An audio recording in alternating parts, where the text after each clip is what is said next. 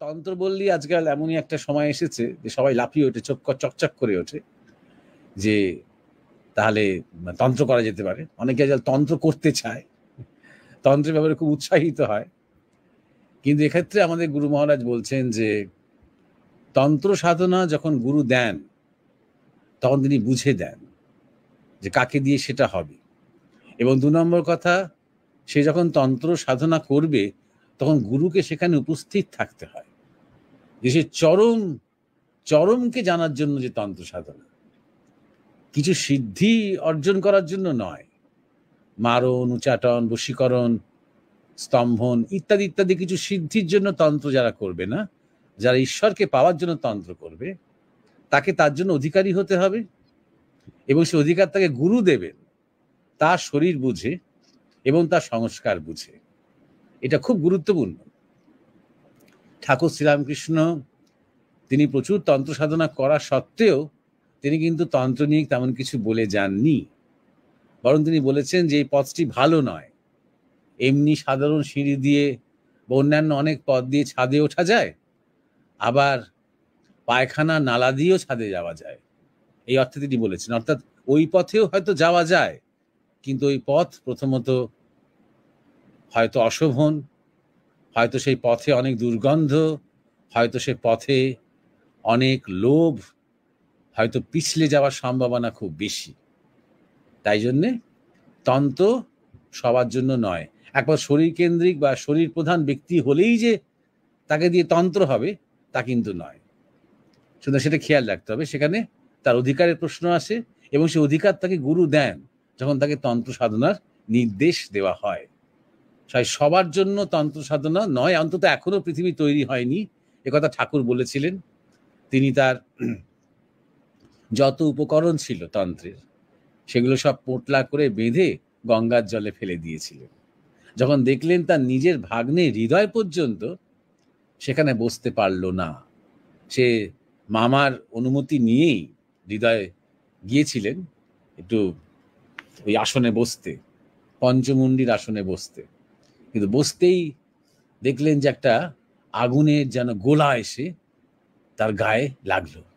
যে চমকে উঠে মামা গো বলে ওখান থেকে শটান পালালেন।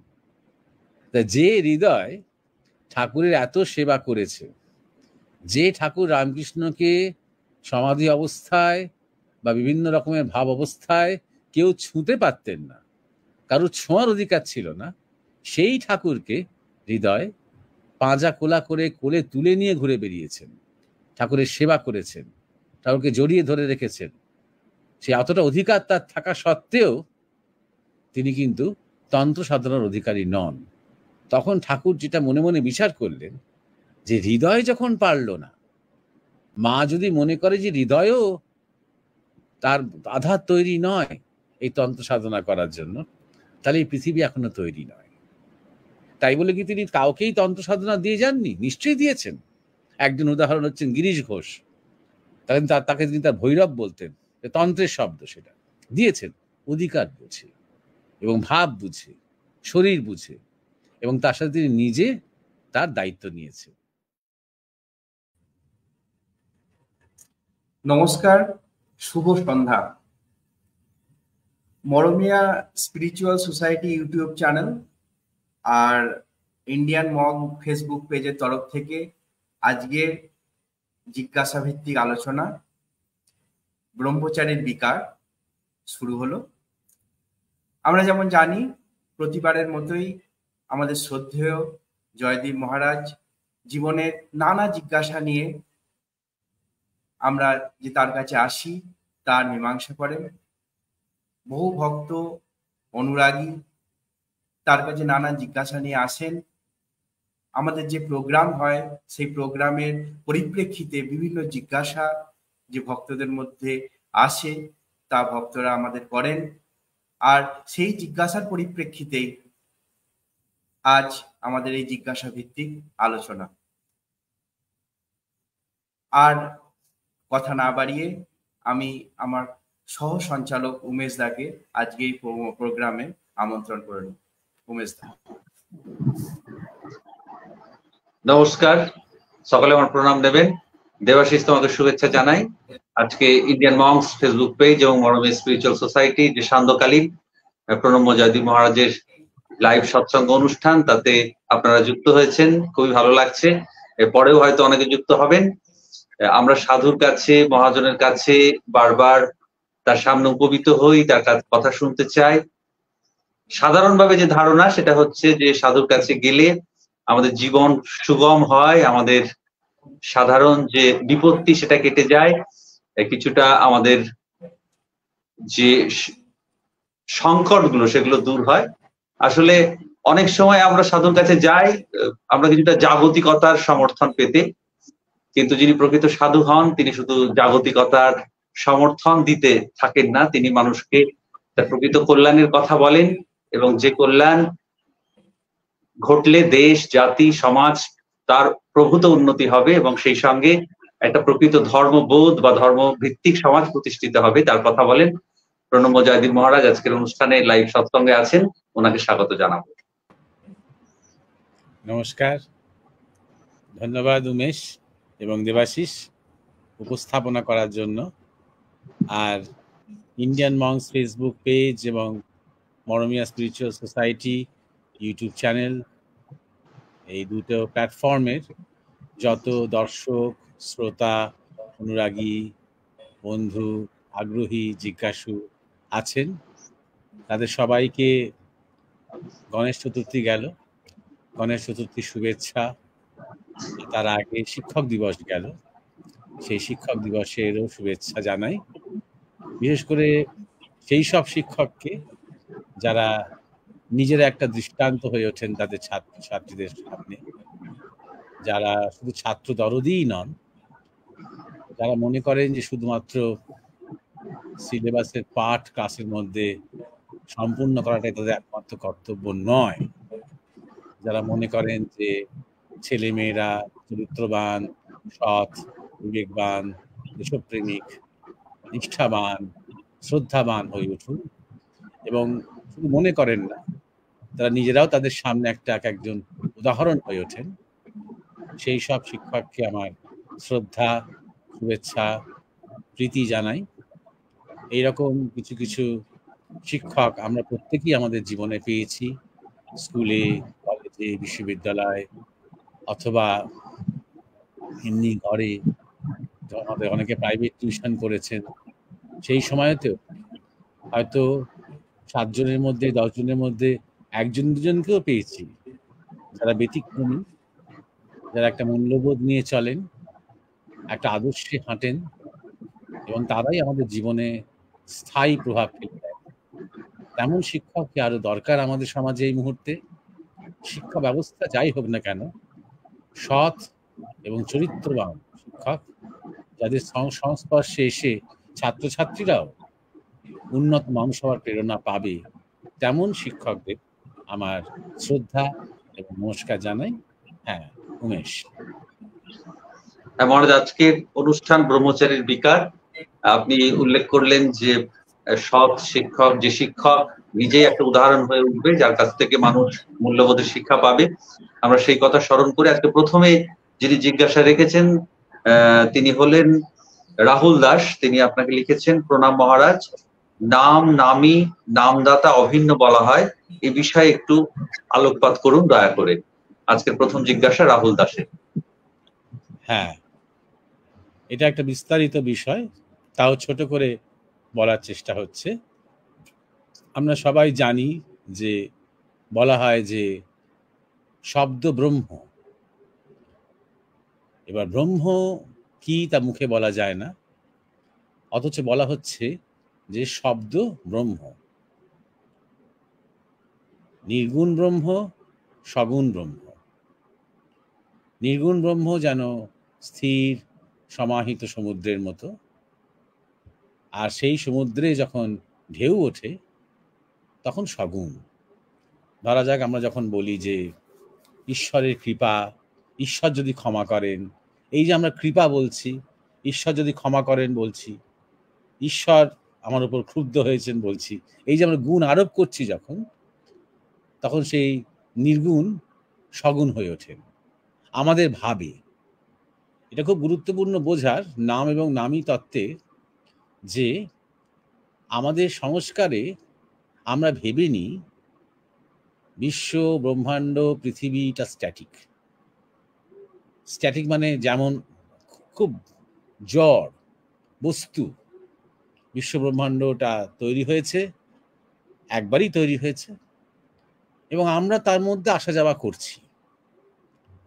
আমরা এটা বুঝি না যে আমরাও ক্রমাগত এই বিশ্ব ব্রহ্মাণ্ড যে সৃষ্টি হচ্ছে তার মধ্যে আমরাও সবসময় অংশগ্রহণ করে যাচ্ছি। এইখানেই নাম এবং নামীর তাৎপর্য। আরো একটু বিশদে বলার চেষ্টা করছি। যেমন ধরা যাক এই ব্রহ্ম শব্দটা, এটাও কিন্তু একটা নাম, যা অব্যক্ত, যা অবাঙ্গ মানুষ গোচরা, মানে যা বাক, মন, বুদ্ধি, ভাষার অগোচর। সেইভাবে তাকে মানে বিশেষিত করা হয়েছে, অথচ তাকে আমরা কিন্তু ব্রহ্ম বলছি। অর্থাৎ আমাদের সুবিধার্থে তাকে আমরা একটা নাম দিচ্ছি, এবং মানুষ শুনে শুনে শুনে শুনে শুনে শুনে এটা বুঝে গেছে, যখন শুনেছে মানুষ, ব্রহ্ম যা মুখে বলা যায় না, যে ব্রহ্ম শব্দটা এমন একটা কিছু, এমন একটা তত্ত্ব যা সর্বত্র রয়েছে, ওতপ্রোত হয়ে আছে, অনুসৃত হয়ে আছে, কিন্তু তাকে মুখে বলা যায় না। সেই তত্ত্বটার নাম হলো ব্রহ্ম। এবার সেই তত্ত্বের আবার একটা প্রতীক আছে, সেই প্রতীক হচ্ছেন ওম। ওমকে দেখুন, একাধারে তিনি আকার, একাধারে তিনি একটি শব্দ বা ধ্বনি। ওম এক আকার, যে আকারের অনেক মানে আছে, অর্থ আছে, আমি তার মধ্যে যাচ্ছি না, সে আরেকটা বিশদ বিষয়। এবং ওম এক তত্ত্ব বা প্রতীক, সেই ব্রহ্ম তত্ত্বেরই প্রতীক, যার এক ধ্বনি আছে। সেই ধ্বনিকেও কখনো উচ্চারণ করা যায় না, তাই বলা হয় অনাহত ধ্বনি, যা উচ্চারণের দ্বারা আহত হয় না, সেই ওম। এবার সেই ওমের মধ্যে তিনটে অঙ্গ আছে, অ, উ, উম। ম নয়, উম। তাহলে এই যখন আমরা পুরো ওমটা ঠিক করে বলার চেষ্টা করি, তখন সেটা নাভি থেকে সেই ধ্বনিটা উঠতে আরম্ভ করে বা শব্দটা আসতে আরম্ভ করে। ওম এই নাভি থেকে উঠতে আরম্ভ করে, যে নাভিকে বলা হয় ব্রহ্মার স্থান। আর আমাদের হৃদয় বা আমাদের অনাহত চক্র বিষ্ণুর স্থান, এবং আমাদের আজ্ঞাচক্র শিবের স্থান। ব্রহ্মা, বিষ্ণু, মহেশ্বর। সৃষ্টি, স্থিতি, প্রলয়। যখনই আমি ওম বলছি, এই নাভি থেকে যখন আমি ধ্বনি তুলছি, হয়তো নিখুঁত সেই ওম উচ্চারণ হচ্ছে না, কিন্তু এই শব্দটা বলতে বলতে বলতে বলতে আস্তে আস্তে সেই শব্দের যে তরঙ্গ, সেই তরঙ্গ আমাকে মূল অনাহত ধ্বনির দিকে নিয়ে যাচ্ছে। এই অর্থে, এবং যা নিয়ে যাচ্ছে তাতে ধীরে ধীরে ধীরে ধীরে প্রথমে জ্যোতি, তারপরে ব্রহ্মতত্ত্ব দিকে নিয়ে যাচ্ছে। সেই অর্থে নাম এবং নামই অভেদ হয়ে যাচ্ছে। আমি অত ব্রহ্মতত্ত্ব যদি নাও বুঝি, আমি যদি বেশি বেদ বেদান্ত চর্চা নাও করে থাকি, তাও শুধুমাত্র এই প্রতীকের এই শব্দটাকে ধরে, যা আপাতত দৃষ্টিতে বিকৃত উচ্চারণ হচ্ছে আমার মধ্যে দিয়ে, মনে মনে উচ্চারণটাও মানে পারফেক্ট হয় না, তবু চেষ্টা করতে করতে যখন আমার মূল ওমকে আমি ধরতে পারছি, তখন সেটা আমাকে ব্রহ্মতত্ত্বের দিকে নিয়ে যাচ্ছে। আমাকে নিয়ে যাচ্ছে বলেই ব্রহ্মতত্ত্ব আছে, এটাও খেয়াল রাখতে হবে। এটা মনে রাখতে হবে যে পৃথিবীতে যদি শুধু জীব, জন্তু, পশু, পাখি, গাছপালা থাকতো, তাহলে কোনো বেদ বেদান্তে কোনো চর্চা হতো না, কোনো ঠাকুর দেবতা নিয়ে কোনো কথা হতো না, এবং যেটা যেটা নিয়ে কথা হতো না, যেটা চর্চায় থাকতো না, সেটা এক অর্থে নেই, থেকে কিছু তার কোনো কাজ নেই। সুতরাং সেই ব্রহ্মতত্ত্ব যে প্রকাশিত হওয়ার সম্ভাবনা আছে, বা তার ব্যাখ্যাত হওয়ার সম্ভাবনা আছে, বা তার বিকশিত হওয়ার সম্ভাবনা রয়েছে, কোথায় রয়েছে? একমাত্র মনুষ্য শরীরে রয়েছে। মনুষ্য ভাবনায়, মনুষ্য ভাবে, তার শরীরে, তার সম্ভাবনার মধ্যে রয়েছে। সেই ক্ষেত্রে নাম এবং নামই অভেদ হয়ে যাচ্ছে। এটা হচ্ছে প্রথম কথা, খেয়াল রাখতে হবে। এবার দেব দেবতার কথাতে আমি আসছি, যেখান থেকে নাম এবং নামীর কথাটা আসে। যেমন আমি এখন কৃষ্ণ নাম করছি, তিনি এবং কৃষ্ণ কি এক? বা আমি যখন শিবের নাম করছি, হরির নাম করছি, হরের নাম করছি, যে নাম যে করছি সেই নামটা কি সেই সেই শিব এবং সেই হরি, সেই দেবতা, সেই বিগ্রহ, সেই তত্ত্বের সাথে এক? সে কথা আমি আসছি। তার আগে দেখতে হবে যে শাস্ত্রে বলেছে বাগার্থ সম্পৃক্ত, বাক অর্থ একে অপরের সাথে সম্পৃক্ত, বাক এবং অর্থ ভিন্ন নয়। ভাষা কিভাবে এসেছে যদি আমরা একটুখানি ভাবার চেষ্টা করি, যে একটা গোষ্ঠীর মানুষ যাদের মুখে এখনো ভাষা আসেনি, গলায় শব্দ আছে, তা নানা রকম শব্দ করতে পারে, তাহলে এবার ভাবতে হবে যে হাজার হাজার বছর কাটছে, ধরে নেওয়া যাক সেই গোষ্ঠীটা আস্তে আস্তে আস্তে আস্তে বিবর্তিত হচ্ছে, পরের জেনারেশন করতে করতে যে ভাষা আসছে, কিভাবে আসছে? প্রথমে তারা বিভিন্ন পশু পাখির ডাক নকল করছে, পশু পাখিরা ডাকে, এবার সেই পশু পাখিটা কোনটা বিপজ্জনক এবং কোনটা বিপজ্জনক নয় এটা বোঝানোর জন্য প্রথমে ইশারা করার চেষ্টা করছে, তারপর সেই পশুটার ডাক নকল করে আর 5 জনকে বোঝানোর চেষ্টা করছে কাছাকাছি কে এসেছে। হাতি হতে পারে, বাঘ হতে পারে, সিংহ হতে পারে, কুকুর হতে পারে, নেকড়ে হতে পারে, গরু হতে পারে, ছাগল হতে পারে, কে বিপজ্জনক এবং কে বিপজ্জনক নয়, এইভাবে ডাক আসতে আরম্ভ করেছে। দেখবেন যে আমাদের অনেক সংস্কৃত শব্দ, এই ডাকের শব্দগুলো ডাকের সাথে মেলে। যেমন আমরা বলি ঘোড়ার রেশা ধ্বনি, রেশা শব্দটার সাথে ঘোড়ার যে ডাক মেলে। আমরা বলি গরুর হাম্বা, হাম্বা শব্দটার সাথে গরুর যে ডাক মেলে। ইংরেজিতে কিন্তু কুকুরের বার্কিং শুনলে অতটা কুকুর বোঝা যাবে না, কিন্তু ঘেউ শুনলে কিন্তু কুকুরের ডাকটা মেলে। এইভাবে শব্দ আসছে, অর্থাৎ নাম দিতে দিতে দিতে দিতে শব্দ তৈরি হচ্ছে, নাম দিতে দিতে ভাষা তৈরি হচ্ছে। আমরা যখন বলছি সূর্য, ওটা কিন্তু আকাশের একটা পদার্থের নাম, অন্য কেউ সোলা বলছে, সান বলছে, যাই বলছে, এইভাবে কিন্তু ভাষা আসছে নাম দিতে দিতে। আমাদের যা কিছু, আমরা যখন বলছি জল, আমরা যখন বলছি সমুদ্র, আমরা নাম দিচ্ছি এক ধরনের জলকে, আরেক ধরনের প্রবাহিত জলকে আমরা নদী বলছি, আরেক ধরনের জলকে আমরা পুকুর বলছি, আরেক ধরনের জলকে আমরা দিঘি বলছি। আমরা কিন্তু কন্টিনিউয়াসলি নাম দিয়ে যাচ্ছি। ব্যাকরণ পরে এসছে, আগে এইভাবে শব্দ এসেছে নাম দিতে দিতে।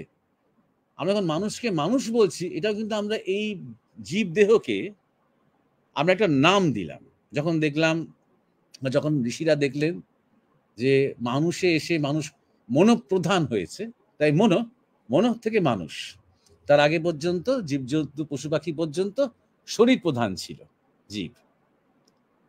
এইভাবে আমরা ক্রমাগত কিন্তু নাম দিয়ে এসেছি, আমরা খেয়ালও করি না। আমরা যখন কথা বলি, আমাদের সমস্ত কথার মধ্যে আমরা অজস্র নাম ব্যবহার করছি, নগর বলছি, শহর বলছি, গ্রাম বলছি, আমরা এক একটা চরিত্রকে এক একটা নাম দিচ্ছি। সুতরাং এটা ধরা যাক এই যে আলোচনা হচ্ছে, এই আলোচনা একটা নাম আছে, সৎসঙ্গ। আবার যদি এটা বক্তৃতা হতো, সেই বক্তৃতা আরেকটা নাম, প্রবচন হতো, প্রবচন আমার আরেকটা নাম, সবই কিন্তু নাম। এইটা আমাদের সবসময় খেয়াল রাখতে হবে। এটা 2 নম্বর কথা। 3 নম্বর কথা হচ্ছে যে এই যে নাম এবং নামীর যে কথাটা, যে আলোচনাটা অভিন্ন কিনা, নাম, নামী এবং নামদাতা এরা অভিন্ন কিনা। বলা হয় অভিন্ন, কেন বলা হয়? যাতে করে তার মধ্যে একটা ভাব তৈরি করা হয়। যদি আমি খুব খুব তামসিক কিছু ভাবতে ভাবতে আমি কোনো দেবতার নাম নিই, তাহলে কি আর অভিন্ন হয়ে যায়? তা নয়, কিন্তু একটা একটা লেভেলে, একটা চেতনার এক একটা স্তরে নাম নাম কিন্তু নামীকে প্রতিষ্ঠা করে। কি অর্থে বলছি? ধরা যাক কৃষ্ণলীলা শেষ হলো, মহাভারতের শেষ হলো যুগ, কৃষ্ণ শরীর ছাড়লেন, তারপর যদি আর কেউ কৃষ্ণ স্মরণ না করত, তাহলে আজকে কি কৃষ্ণের সেই প্রভাব থাকতো?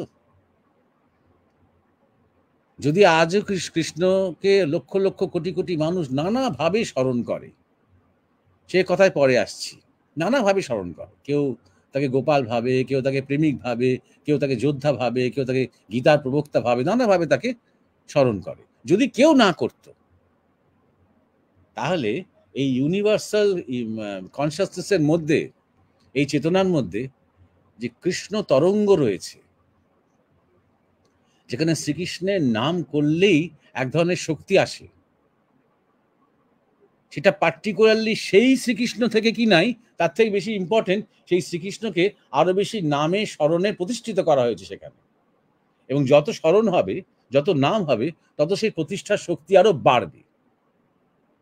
তাই জন্যই বলছিলাম, বুঝতে হবে যে এই ইউনিভার্সটা স্ট্যাটিক নয়, ক্রমাগত কিন্তু আমরা তারা তৈরি করে যাচ্ছি, বা আমরা সেই ইউনিভার্সটাকে ক্রমাগত মোল্ড করছি। ঠিক যেমন একজন কুমোর কাদা কাদা মাটি নিয়ে হাত দিয়ে ছুঁয়ে ছুঁয়ে ছুঁয়ে ছুঁয়ে তাকে একটা আকার দিতে আরম্ভ করেন, তেমনি ক্রমাগত কিন্তু আমাদের ভাব দিয়ে, ভাবনা দিয়ে, স্মরণ দিয়ে, মনন দিয়ে আমরা কিন্তু নামীকে প্রতিষ্ঠা করে যাচ্ছি। যত করছি তত সেই প্রতিষ্ঠার শক্তি বাড়ছে। যদি 5টা লোক শ্রীরামকৃষ্ণ চিন্তা করে, তার যা শক্তি, অর্থাৎ রামকৃষ্ণ চেতনার যে প্রবাহ রয়েছে এই গ্রহতে, তার যে শক্তি, যদি হাজার হাজার লক্ষ লক্ষ লোক রামকৃষ্ণ চিন্তা করে, সেই প্রবাহের শক্তিটা অনেক বেশি, অনেক বেশি। এই অর্থে খেয়াল রাখতে হবে, তৃতীয় যেটা আমার পয়েন্ট, যে নাম এবং নামী শুধু অভিন্নই নয়, নাম নামীকে প্রতিষ্ঠা করতে আরম্ভ করে, এবং নাম যত নামীকে প্রতিষ্ঠা করে, তত যে নাম করছে তারও উত্তরণ হতে আরম্ভ করে সেই নামীর দিকে। এবার ধরা যাক কৃষ্ণের ভিন্ন ভিন্ন রূপ রয়েছে। এবার কৃষ্ণের যে রূপের প্রতি আমার আকর্ষণ রয়েছে, যে রূপের প্রতি আমার স্মরণ রয়েছে, আমার মনন রয়েছে, যত আমি সেই রূপ, সেই নাম স্মরণ করতে করব, তত সেই রূপ আমার কাছে প্রকট হয়ে উঠবে। গর্ভাবস্থায় একটা শিশু যে এখনো জন্মায়নি, অজাতক, যে সে কিন্তু কিছু দেখে না, তার চোখ বন্ধ থাকে, কিন্তু তখন থেকেই সে শুনতে আরম্ভ করে। এই জন্যই শব্দ ব্রহ্ম বলা হয়েছে। ফার্স্ট জিনিস, ফার্স্ট যে অনুভূতিগুলো আমাদের কাজ করে শব্দের মধ্যে দিয়ে। এই ব্রহ্মাণ্ড সৃষ্টি হয়ে চলেছে ধ্বনির তরঙ্গের মধ্যে দিয়ে। যদি সেখানে গিয়ে যদি অ্যাটমসফিয়ার থাকে, ধরা যাক আমি একটা থট এক্সপেরিমেন্ট করছি, এখানে সায়েন্টিফিক ভাষায় বলা হয় থট এক্সপেরিমেন্ট, যে বিগ ব্যাং, এই যে বিগ ব্যাং বলছি, এই যে ব্যাং, ব্যাং কিন্তু একটা ধ্বনি, একটা শব্দ, কিন্তু সেই বিগ ব্যাং এর শব্দ কি আমরা পাচ্ছি? ধরে নেওয়া যাক আমাদের অ্যাটমসফিয়ার রয়েছে, আমরা শব্দ কেন পাই? আমরা কেন আজকে আমার কথা আরেকজন শুনতে পাচ্ছে, আরেকজন কেন আমার কথা শুনতে পাচ্ছে? কারণ আমাদের মধ্যে অ্যাটমসফিয়ার আছে। মহাকাশে গেলে কিন্তু শুনতে পাবো না। মহাকাশে গেলে দুজন নভোচর যদি তাদের স্পেস শাটল থেকে বেরিয়ে মহাকাশে একটুখানি মানে যাকে বলে ঘুরে বেড়ান, তাদের কিন্তু ওই যন্ত্রের মধ্যে দিয়ে কথা বলতে হবে একে অপরের সাথে, মাঝখানে কমিউনিকেশন করা যাবে না। এখান থেকে আমি চেঁচিয়ে বললাম, প্রথমত মুখে তো মুখোশ টুকোশ সবকিছু থাকবে, কিন্তু ধরে নেওয়া যাক আবার মানে কল্পনার খাতিরে যে মুখ থেকে সব মুখোশ টুকোশ খুলে দেওয়া হলো এবং কথা বললো, মাঝখানে ক্যারিয়ার নেই সেই শব্দকে আরেক জায়গায় ট্রান্সফার করার জন্য। তাই জন্য বিগ ব্যাং যখন হয়েছে, সেই বিগ ব্যাং শোনেনি কেউ। অর্থাৎ সেই ব্যাঙের যে এক্সপ্লোশন, যে শব্দ, কোটি কোটি কোটি কোটি কোটি অ্যাটম বোমের থেকে হয়তো বেশি শব্দ, ওটা কেউ শোনেনি। কিন্তু এক্সপেরিমেন্টালি যদি ধরা যায় যে আমরা একটা পৃথিবীর অ্যাটমসফিয়ারের একটা ক্ষোভ তৈরি করে নিয়ে ওই বিগ ব্যাংকে আমরা প্রত্যক্ষ করছি, এবং যেভাবেই হোক না কেন ওই বিগ ব্যাংটা আমরা ক্ষোভের মধ্যে নিয়ে আসতে পেরেছি, তার সাউন্ডটা নিয়ে আসতে পেরেছি, তাহলে ভয়ঙ্কর শব্দ শুনতে পেতাম আমরা, সাংঘাতিক। তাতে ক্ষোভটাও থাকতো না, আমরাও থাকতাম না সেই শব্দের ধাক্কায়। অতএব শব্দ দিয়ে কিন্তু সৃষ্টির শুরুটা হচ্ছে, তরঙ্গ দিয়ে, ধ্বনি দিয়ে, এবং শব্দ দৃষ্টির থেকে, রূপের থেকে আর অনেক বেসিক।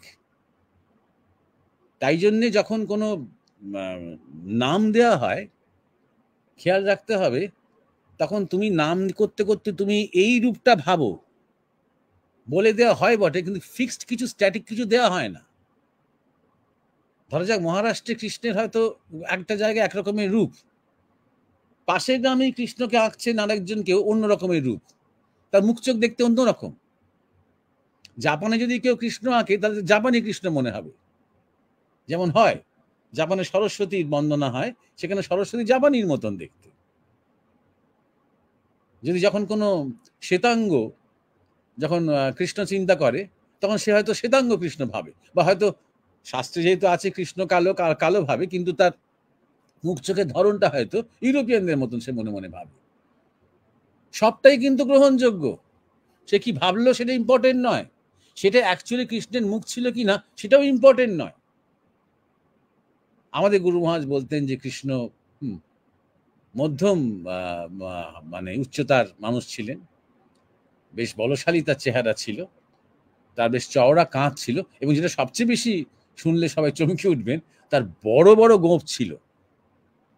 তখনকার দিনের ক্ষত্রিয়দের গোঁফ থাকাটাই স্বাভাবিক, একদম ক্লিন শেভ, দাড়ি গোঁফহীন এরকম ধরনের আমরা দেখতে পছন্দ করি সেরকম, কিন্তু ক্ষত্রিয়রা সেরকম ধরনের ভেবে থাকতেন না। তার বড় বড় একদম পাকানো গোঁফ ছিল তার একেবারে কৃষ্ণের, কিন্তু সেই রূপটা কি আমরা ভাবি? তাতে কিন্তু কোনো অসুবিধে নেই, কারণ আমি আমার নাম এবং স্মরণ দিয়ে তাকে প্রতিষ্ঠা করছি আমার চেতনায়। আমার দরকার নেই যে আমার রূপটাই জাপানিরা ভাবে কিনা, আমার রূপটা ইন্দোনেশিয়ানরা ভাবে কিনা। সকল কৃষ্ণ অনুরাগী সকল বৈষ্ণব আমার দেখা রূপটাকেই চিন্তা করে কিনা সেটা খুব একটা গুরুত্বপূর্ণ নয়। তাই যে নামই তিনি অ্যাকচুয়ালি কেমন দেখতে হবেন তার থেকে বড় কথা তুমি নামটা করে যাও, সেই নামই তোমাকে নামের সাথে নামের দিকে নিয়ে যাবে, কারণ নামই অভেদ। এবার নামীকে ভাবতে ভাবতে যদি আমি তার শৌর্য, বীর্য, সাহস, সততা, নিষ্ঠা, চরিত্র এবং তিনি ঈশ্বর, তিনি সর্বশক্তিমান ভাবি, তাহলে আমার মধ্যে সেই ভাবগুলো তৈরি হতে আরম্ভ করবে। আস্তে আস্তে আমার যে সত্তা সেটা অভিন্ন হতে আরম্ভ করবে তার সাথে।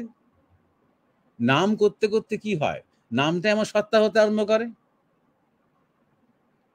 অতএব যে বিগ্রহই হোক না কেন, যে দেবতাই হোক না কেন, সেটা হচ্ছে প্রত্যেকটা জায়গাতে কখনোই, এই যে দুর্গাপূজা হবে আমাদের সামনে মানে কিছুদিনের মধ্যেই, তো প্রত্যেকটা প্যান্ডেলে তো মা দুর্গার মুখটা আলাদা আলাদা রকমের, কিন্তু কিছু কিছু জায়গায় মিল, কিছু কিছু জায়গায় অভ্রান্ত থাকে। যেমন তার 10টা হাত, 10টা অস্ত্র, তার সঙ্গে সিংহ বাহন, যে মূল গল্পটা সে গল্পটা অক্ষুণ্ণ, কিন্তু মুখটা কিন্তু আলাদা আলাদা।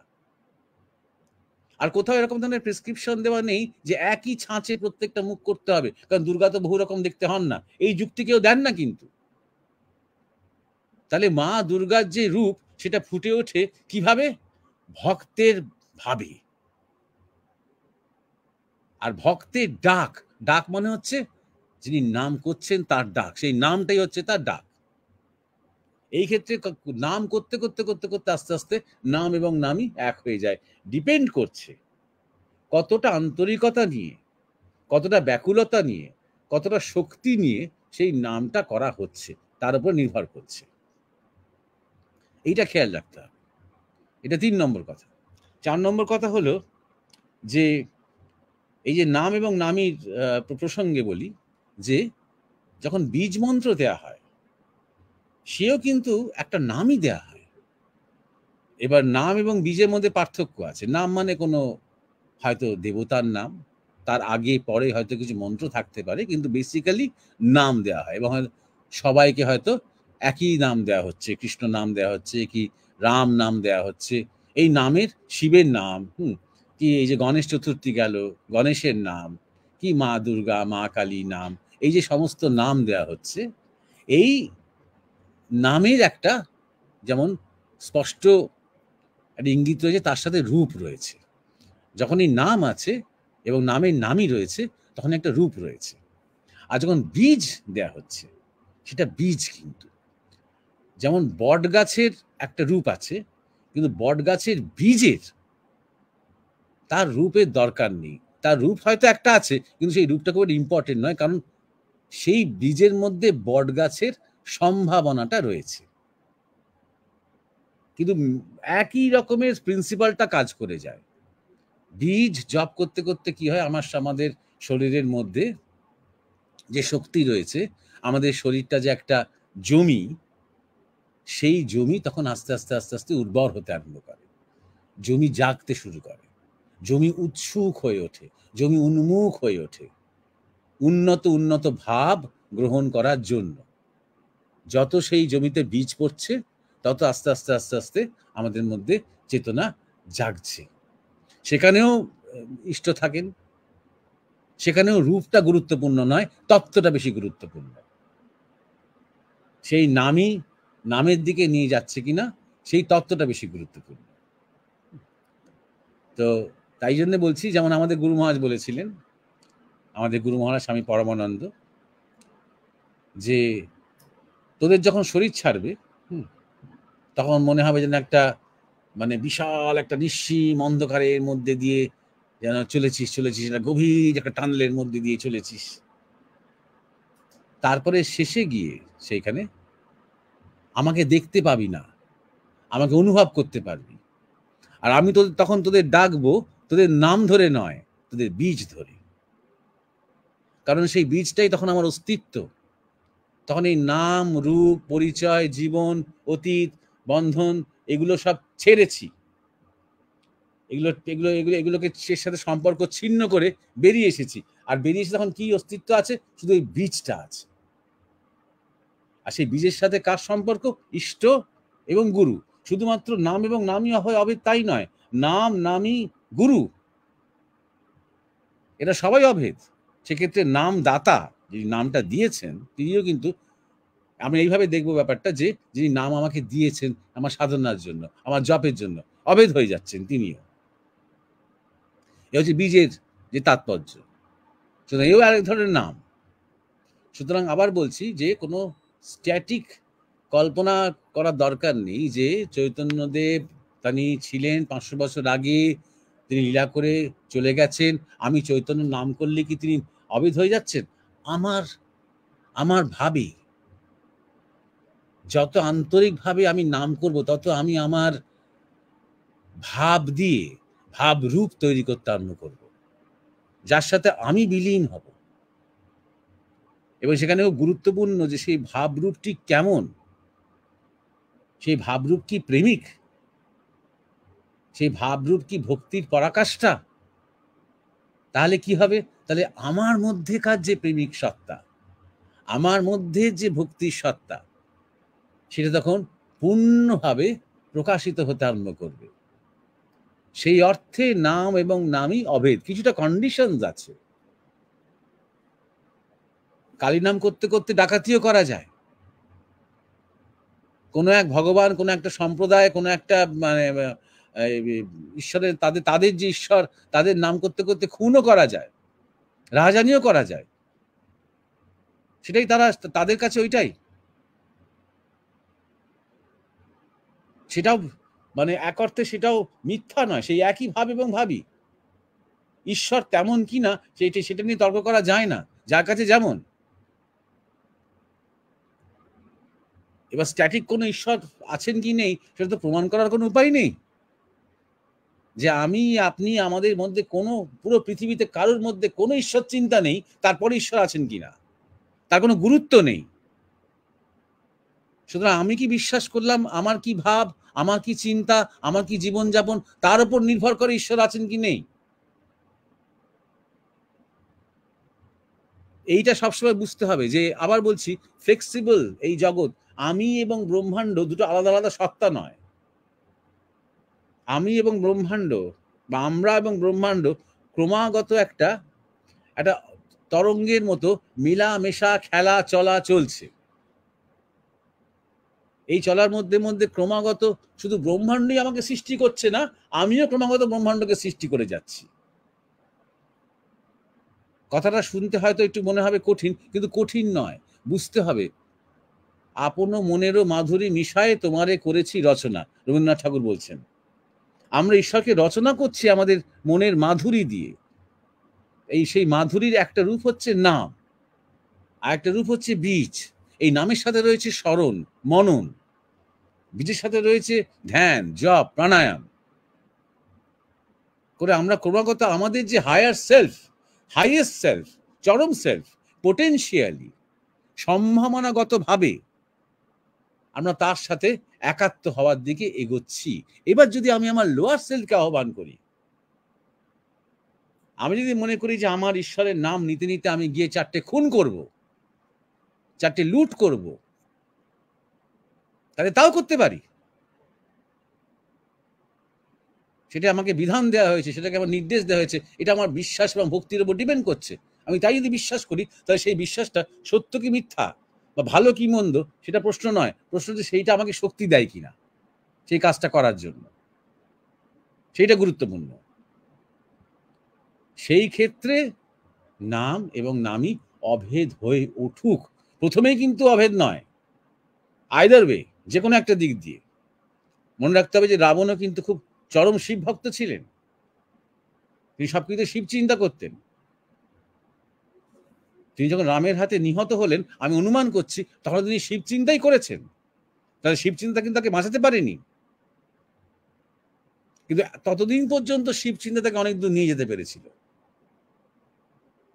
তার ভোগ, তার জ্বর, তার লালসা, তার হিংসা, তার সবকিছুতে সে অনেক দূর যেতে পেরেছিল সেই রাবণ। সেখানে তার শিব তার কাছে একটা বিরাট শক্তি স্বরূপ ছিলেন। কিন্তু এবার সেটা কৈলাসের শিবের অনুমোদন ছিল কিনা এটা ইম্পর্টেন্ট নয়। আমরা যেমন দেখি যে মহাভারতে মাঝে মাঝে ব্যাসদেব এসে তার পুত্র ধৃতরাষ্ট্রকে ভৎসনা করছেন, তিরস্কার করছেন, তেমন কখনো শিব কৈলাস থেকে নেমে এসে রাবণকে কখনো ভৎসনা করেননি। ব্যাপারটা হচ্ছে রাবণের যে শিব স্মরণ, রাবণের যে তপস্যা, সেই তপস্যার শক্তিতে সে অতদিন পর্যন্ত অপরাজেয় এবং অপ্রতিদ্বন্দ্বী ছিলেন তিনি। কিন্তু আরো হায়ার শক্তি যেখানে ম্যানিফেস্টেশন হয়েছে, সেখানে আরো লক্ষ লক্ষ, মানে রাবণকে হয়তো অনেকে ভয় পান, কিন্তু শ্রীরামচন্দ্রকে সবাই ভালোবাসে। সুতরাং তত মানুষের, যারা এতদিন ধরে রাবণের দ্বারা নিগৃহীত হয়েছে, তত মানুষের যে হাহাকার, আর্তনাদ, ক্রন্দন, বিলাপ, অপেক্ষা, সেই তার যে ঘন শক্তির একটা মূর্ত প্রকাশ। প্রথমে ভাবের প্রকাশ হয়, যদি অনেকে মিলে আমরা নাম করতে করতে ভগবান তুমি এসো তুমি এসো করি, প্রথমত একটা ভাবের প্রকাশ হয়, তার শক্তি হয়, পরে একদম মূর্ত প্রকাশ হতে পারে। তাকে আমরা ম্যানিফেস্টেশন বলি, তাকে আমরা অবতার বলি, তাকে আমরা তার ধরাধামে নেমে আসা বলি। নামের শক্তি নামীকে নামিয়েও আনতে পারে, স্থূলে মর্তে। এটা 4 নম্বর কথা। আর আমি শেষ যে কথাটা আমি বলতে চাই সেটা হচ্ছে, আমরা কিছুকাল আগে পর্যন্ত আমরা কিন্তু এই নামের উপর খুব গুরুত্ব দিতাম অজান্তেই। যেমন আমাদের ছেলে মেয়েদের যখন নাম দিতাম আমরা, তখন সবসময় ঠাকুর দেবতার নাম নিয়ে নাম দিতাম। ধরা যাক খুব প্রচলিত একটা নাম কালীপ্রসাদ, কারোর নাম কালীপ্রসাদ। এখনকার যদি আমি কারোর নাম দিতে চাই কালীপ্রসাদ, সে মার্কশিট করবে, এ কি নাম, কারণ পুরনো, ইত্যাদি ইত্যাদি। কিন্তু কালীর, মা কালীর প্রসাদ আমি যদি এই ভাবি আমরা, তাহলে মনের মধ্যে কিরকম একটা মানে অন্যরকম অনুরণন তোলে ওঠে না? এবং মা বাবারও সবসময় মনে হয় না কালীপ্রসাদ ডাকতে গিয়ে, সবসময় না হোক, মাঝে মাঝে মনে হয় না যে আমাদের নিজের কোনো কৃতিত্ব বা জাহিরি করার মতন কিছু নেই, মা কালীর বা মায়ের প্রসাদ এই সন্তান। একটা গল্প তৈরি হয়ে যায় না যখনই আমরা বলছি বিষ্ণুপ্রিয়া, চৈতন্যদেবের স্ত্রীর নাম বিষ্ণুপ্রিয়া, বিষ্ণুর পাশে লক্ষ্মী। এইভাবে যখন আমরা এক একটা নাম বলছি, তখন তার অর্থ, এই যে বললাম না বাগার্থ সম্পৃক্ত, তখন তার অর্থটা মিলেমিশে একাকার হয়ে গিয়ে আমাদের মধ্যে একটা সুন্দর ভাব সৃষ্টি করে না? দুর্গা চরণ, উমাপতি, শিবকে মনে পড়ে যাচ্ছে। দুর্গা চরণ, আমি যেন আমার জীবনটা যেন তার চরণে নিবেদিত, নিজের নামটা ভাবলেই একটা সারেন্ডার চলে আসছে। সেটাও কিন্তু এবার নাম এবং নামের মধ্যে একটা সম্পর্ক। এই যে নাম দেওয়াটা, আমরা এখন খুব আধুনিক অন্যান্য ধরনের একটু আনকমন নাম দিতে গিয়ে এবং আমরা সেকুলার হতে গিয়ে আমরা দেব দেবতাদের একদম সম্পূর্ণ বহিষ্কার করেছি আমাদের নামকরণের বলতে পারা যায় মানচিত্র থেকে। কিন্তু আমাদের দেশের মধ্যে, আমাদের সংস্কৃতির মধ্যে সীতানাথ, শুধু রামচন্দ্র বলছি না, সেটা একটা নাম কি রঘুপতি, সেটার নাম সীতানাথ বলছি। একই সঙ্গে দুজনকে স্মরণ করছি, একই সঙ্গে মনে হচ্ছে যে মা সীতার মতন সঙ্গী, মা সীতার মতন একজন মহামানবীর সঙ্গী বা স্বামী বা একই পথের পথিক যিনি হতে পারেন, তিনি সীতানাথ, তিনি শ্রীরামচন্দ্র। এরকম একটা ছোট ছোট গল্প তৈরি হয়ে যাচ্ছে। শুধু আমরা যখন নামকরণও করতাম, সেই নামকরণও ছিল একটা স্মরণ বা স্মরণের একটা সম্ভাবনা। সবাই হয়তো স্মরণ করতাম না। কালী বলে ডাকলেই কি আর মা কালীকে মনে পড়ে? কৃষ্ণ বলে ডাকলেই কি আর শ্রীকৃষ্ণকে মনে পড়ে?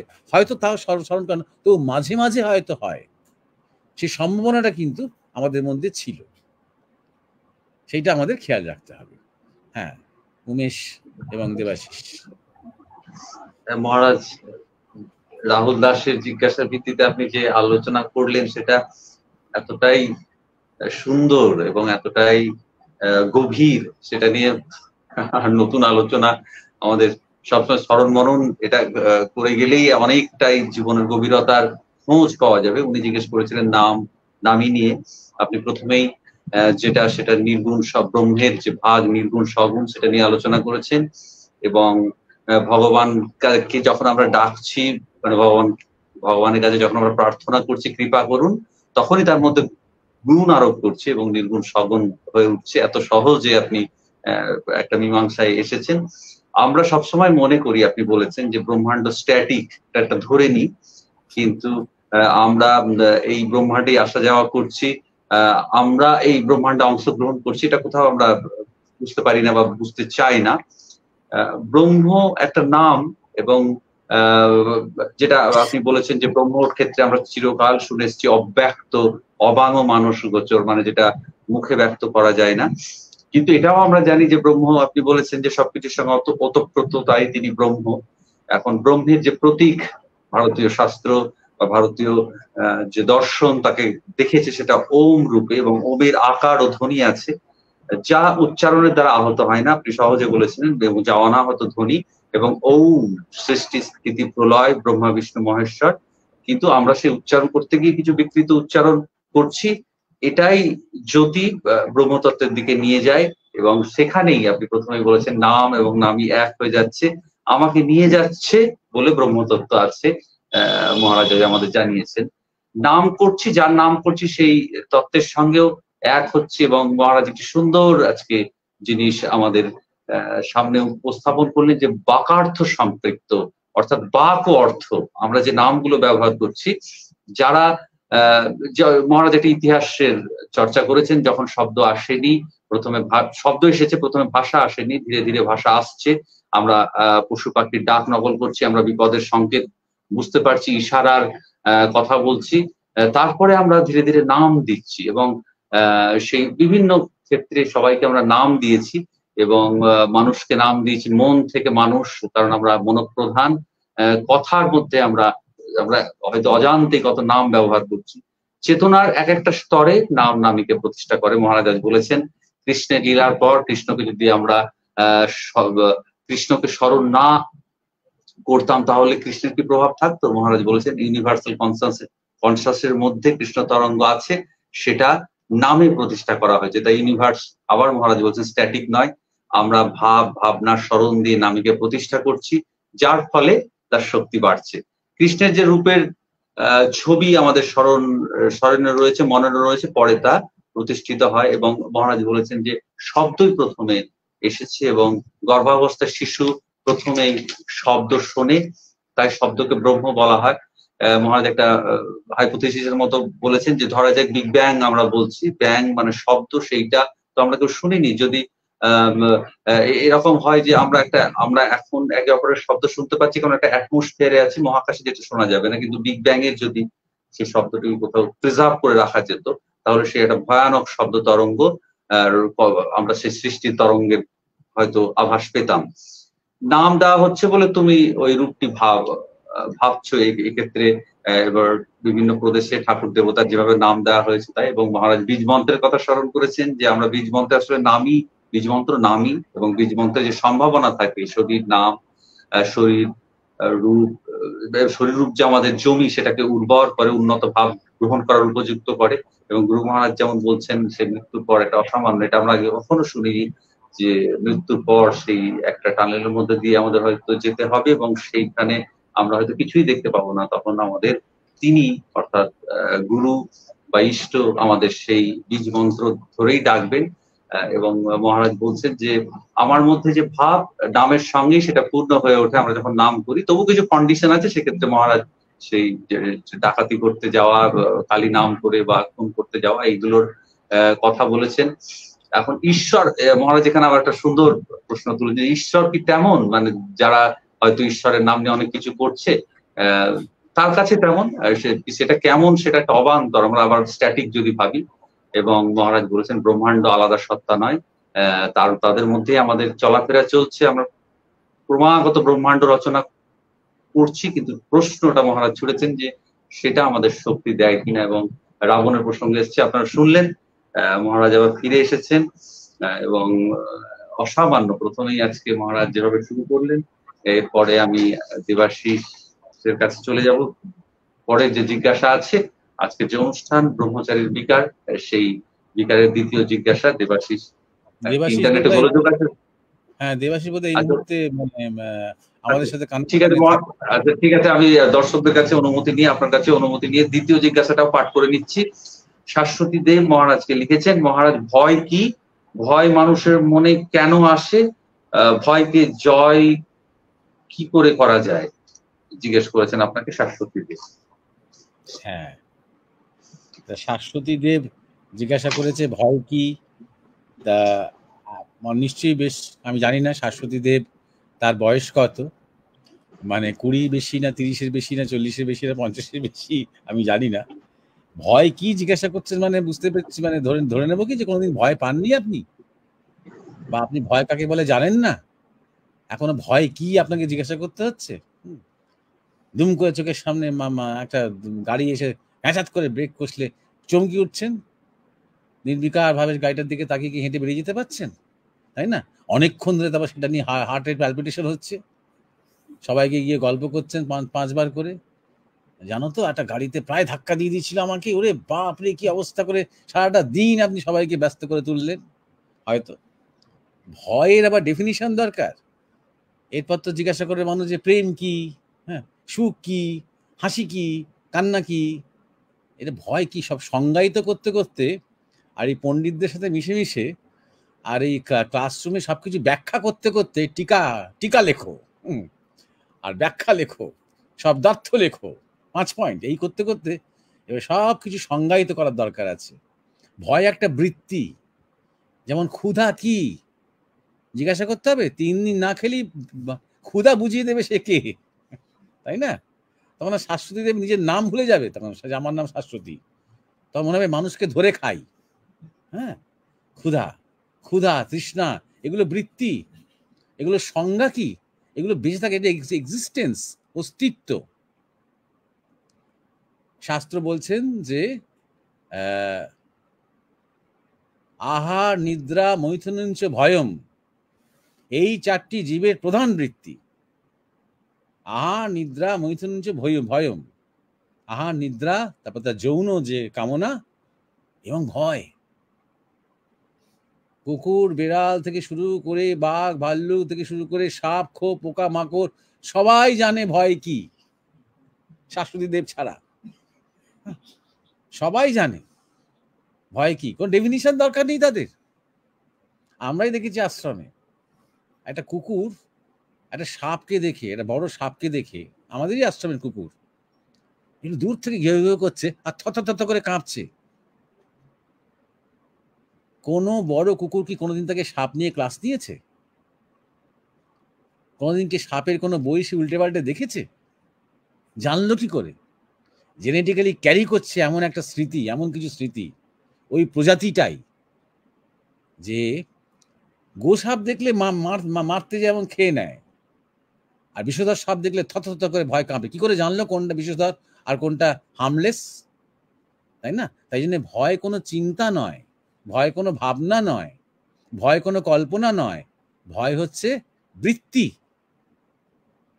বেসিক আমাদের অস্তিত্বের সাথে জড়িয়ে আছে আমাদের ভয়। এইবারে তারপরে যে জিজ্ঞাসা করছে যে মানুষের ভয় মানুষের মনে কেন আসে, কেন আসে? নিজেকেই জিজ্ঞাসা করুন না, কেন আসে? হারাবার ভয়। তার মধ্যে মূল কোন ভয়টা? হারানোর কি মূল ভয়টা কি? শরীর হারানোর ভয়, প্রাণ হারানোর ভয়। জীবজন্তুর ক্ষেত্রেও তাই। জীবজন্তুর ভয়টা দেখা যায় তখনই বেশি যখনই ওদের অস্তিত্ব সংকটে পড়ে, তখনই তাদের ভয়টা তখন বোঝা যায়। অনেক জীবজন্তু এমনিতে হয়তো হিংসুক নয়, কিন্তু ভয়ঙ্কর হিংস্র হয়ে উঠতে পারে যখন ভয় পায়।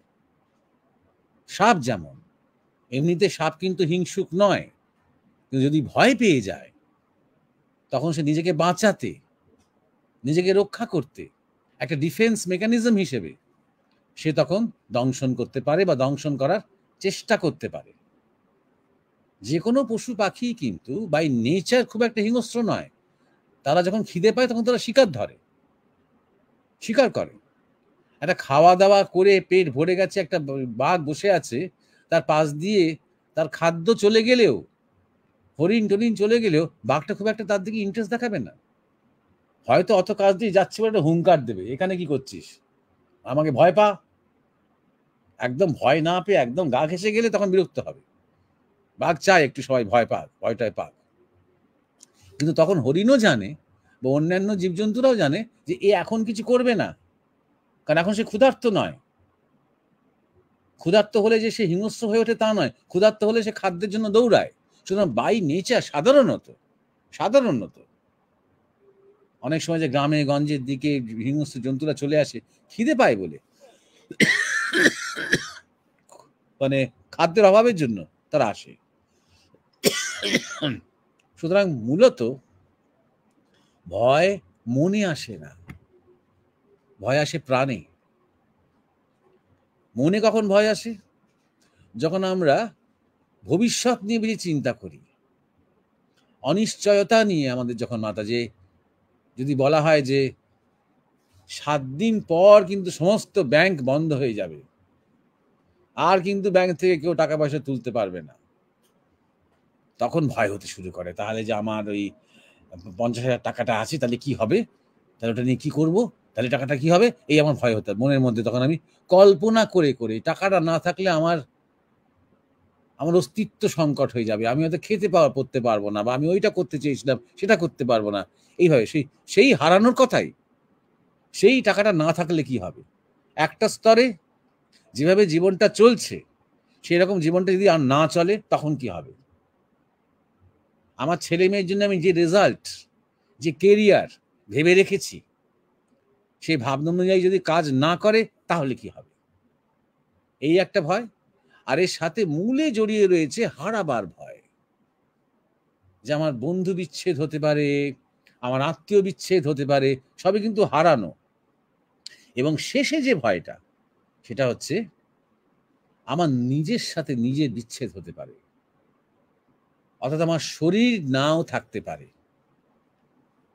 তাই জন্য মানুষ রোগকে এত ভয় পায়। আর মানুষ রোগকে ভয় পায় বলেই এই পুরো পৃথিবীর যত ব্যবসা চলে, সেই ব্যবসার একটা প্রধান স্তম্ভ হচ্ছে ভয় দেখানো। ওষুধের কোম্পানি হোক, কি হাসপাতাল ডাক্তার হোক, কি টেস্ট হোক, প্যাথোলজি হোক, কি যাই হোক না কেন, হাজার রকমের নতুন নতুন ভাইরাসের গল্প, তার নানা রকম ভ্যাকসিনের গল্প, পুরো ব্যবসাটা দাঁড়িয়ে আছে কিসের উপরে? ভয়ের উপরে। যত মানুষকে ভয় দেখানো যাবে তত মানুষ তার সর্বস্ব দিয়ে, আমি গরিব হয়ে যাব এই ভয়টার থেকেও তার তখন আমি মরে যাব, এই ভয়টা বেশি কাজ করে। তাই তার সর্বস্ব, টাকা পয়সা, ধন ঐশ্বর্য যা কিছু আছে সে দিয়ে হয় নিজেকে, না নিজের মা বাবাকে, না নিজের স্বামীকে, না নিজের পত্নীকে, না নিজের ছেলে মেয়েকে বাঁচানোর চেষ্টা করবে। আপনার আর 7 দিনও নেই, আপনাকে একটা বাইপাস সার্জারি করতেই হবে, এইভাবে ডাক্তার হয়তো বলছে। ডাক্তার তো জানে যে 7 দিন নয় 7 মাসও কোনো অসুবিধা নেই, কিন্তু ওই যে ভয় দেখানো হলো, 7 দিনের মধ্যে যেভাবেও টাকা পয়সা জোগাড় করে তখন প্রাণপণে করবে। সুতরাং এই যে আমরা সব সময় আমাদের মধ্যে হারানোর ভয়, অস্তিত্ব হারিয়ে যাওয়ার ভয়। এবার আপনি জিজ্ঞাসা করেছেন যে ভয়কে কি করে জয় করা যায়। একটা একই ধরনের জিজ্ঞাসা এসেছে, আমি বলছি সেটা, বেবি মুখোপাধ্যায়, ধীমান,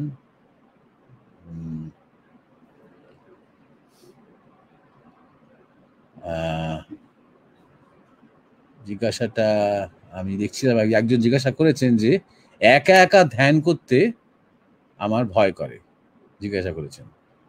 হ্যাঁ, হ্যাঁ, এই যে সনাতন ভারত মা, সনাতনী ভারত মা, আমার নির্জনে ধ্যান করতে ভয় লাগে কেন? একই কারণে, একই কারণে। ধ্যান তো নির্জনেই করতে হয়। ঠাকুর শ্রীরামকৃষ্ণ বলেছেন যে বনে মনে কোণে। ধ্যানের তো প্রথম উদ্দেশ্য হচ্ছে নিজের সাথে একা একা হওয়া। এবং এই যে জিজ্ঞাসাটা এসেছে যে ভয়কে জয় কি করে করা যায়, এই যে আমরা সবকিছু হারাবার ভয় পাই, এই যে ভয়ের মূলটাই হচ্ছে হারাবো, আমি জীবন হারাবো, প্রাণ হারাবো, সম্পত্তি হারাবো, বন্ধু হারাবো, আত্মীয় হারাবো। তাহলে এই হারানোর ভয়টা কেন আসে? কারণ আমি এই জীবনটা, এই শরীরটার সাথে নিজেকে আইডেন্টিফাই করি। আমার নিজের অস্তিত্বটা আমি সম্পূর্ণভাবে এই শরীরের মধ্যে আবদ্ধ ভাবি। আমি মনে করি যে আমার এই সন্তান সন্ততি, আত্মীয় স্বজন, প্রতিবেশী, আমার দেশ, আমার মাটি, এই ছাড়া আমার আর কোনো অস্তিত্ব নেই। এটাই আমার আলটিমেট অস্তিত্ব। এইটাকে আমি চিনি, এটাকে আমি জানি, এটাকে আমি হারাতে চাই না। এইখান থেকেই তো। তাহলে আধ্যাত্মিকতার পথে মানুষ আসে কেন? এইটাই জানতে যে এর বাইরেও কিছু আছে। ভগবান বা ঈশ্বরকে স্মরণ করতে করতে আমি জানতে পারি যে আমি শুধুমাত্র শরীর নই। আমি জানতে পারি যে এই ছেলে মেয়ে, বন্ধু বান্ধব, আত্মীয় স্বজন, এরা এই জন্মে, আগামী জন্মে হয়তো এরা অন্য কেউ হয়ে আসবে বা আসবে না। এইটা আমি জানতে পারি। এটা শুধু গল্প শুনি না, এটা আমি জানতে পারি।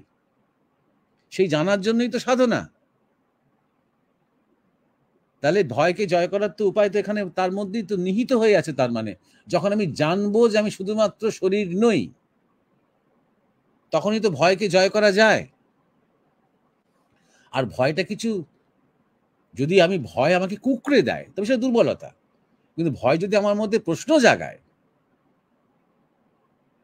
ভয় যদি আমাকে মানে আমাকে সংশয় করতে শেখায় যে আমি এই কে কি কাজ, কে কি বললো, স্বর্গ নরক জন্মান্তর, ওসব আমি জানি না। আমি যতক্ষণ নিজে দেখছি, নিজে বুঝছি, নিজে যতক্ষণ না জ্ঞান হচ্ছে, ততক্ষণ আমি ওসব জানি না। আমি তো গল্প শুনে নিশ্চিন্ত হতে পারবো না। কারণ যতই গল্প শুনি না কেন, দুম করে রাতের অন্ধকারে কেউ যদি সামনে ছুরি নিয়ে দাঁড়ায়, আমি কিন্তু ভয় পাবো। তখন মনে করবো না এ তো যাবে নরকে, আমি তো যাবো স্বর্গে, মার আমাকে, তখন বলতে পারবো না, তাই না? তাহলে ভয়টা যতক্ষণ না পর্যন্ত রিয়েলাইজেশন হচ্ছে, যতক্ষণ না পর্যন্ত আমার বোধ হচ্ছে, যতক্ষণ পর্যন্ত আমার উপলব্ধি হচ্ছে যে হ্যাঁ, মৃত্যুতেই আমি শেষ নয়, আমি যাকে আমি বলছি তার একটা নামরূপ পরিচয় রয়েছে। সে শাশ্বতী দেব হতে পারে কিংবা সনাতনী মা হতে পারে, কিন্তু এই নামরূপ, এইটাই তো আমি নই। এটা আমি এতদিন থিওরিটিক্যালি শুনছি, এবার থেকে প্র্যাকটিক্যালি আমাকে জানতে হবে। যখন জানবো একমাত্র তখনই আমি অভয় প্রাপ্ত হব। নির্ভয় হয় না মানুষ, নির্ভয়ের একটা কন্ডিশন আছে। ব্যাংক 7 দিন পরে বন্ধ হয়ে যাবে, বেশ ঠিক আছে, আমি আজকেই অ্যাকাউন্ট থেকে টাকাটা তুলে আমি আমার মাটির তলায় পুঁতে দিলাম, ব্যাস, আর আমার নির্ভয় হলাম আমি। এটাকে নির্ভয়? কিন্তু মাটির তলা থেকে কেউ একজন তুলে নিতে পারে, সে আমি অভয় নয়। কিন্তু ভাই মনে করলাম যে বিপদ আপদ, এখন একটা মানে দিন যখন খুশি আক্রান্ত হতে পারি, বেশ টাকা পয়সা খরচা করে আমি বেশ 7 জন বেশ এক্সপার্ট সিকিউরিটি রেখে দিলাম আমার গেটের বাইরে। আমি নিজেকে নির্ভয় করছি। বড় বড় নেতারা সব বডিগার্ড নিয়ে ঘুরে বেড়ায়, নির্ভয় করছে নিজেকে। তার মানে কতটা ভয় আছে যার জন্য বডিগার্ড নিয়ে ঘুরে বেড়াতে হচ্ছে। কেউ জেড সিকিউরিটি, কেউ জেড পাস সিকিউরিটি, কেউ ওয়াই সিকিউরিটি নিয়ে ঘুরে বেড়াচ্ছে।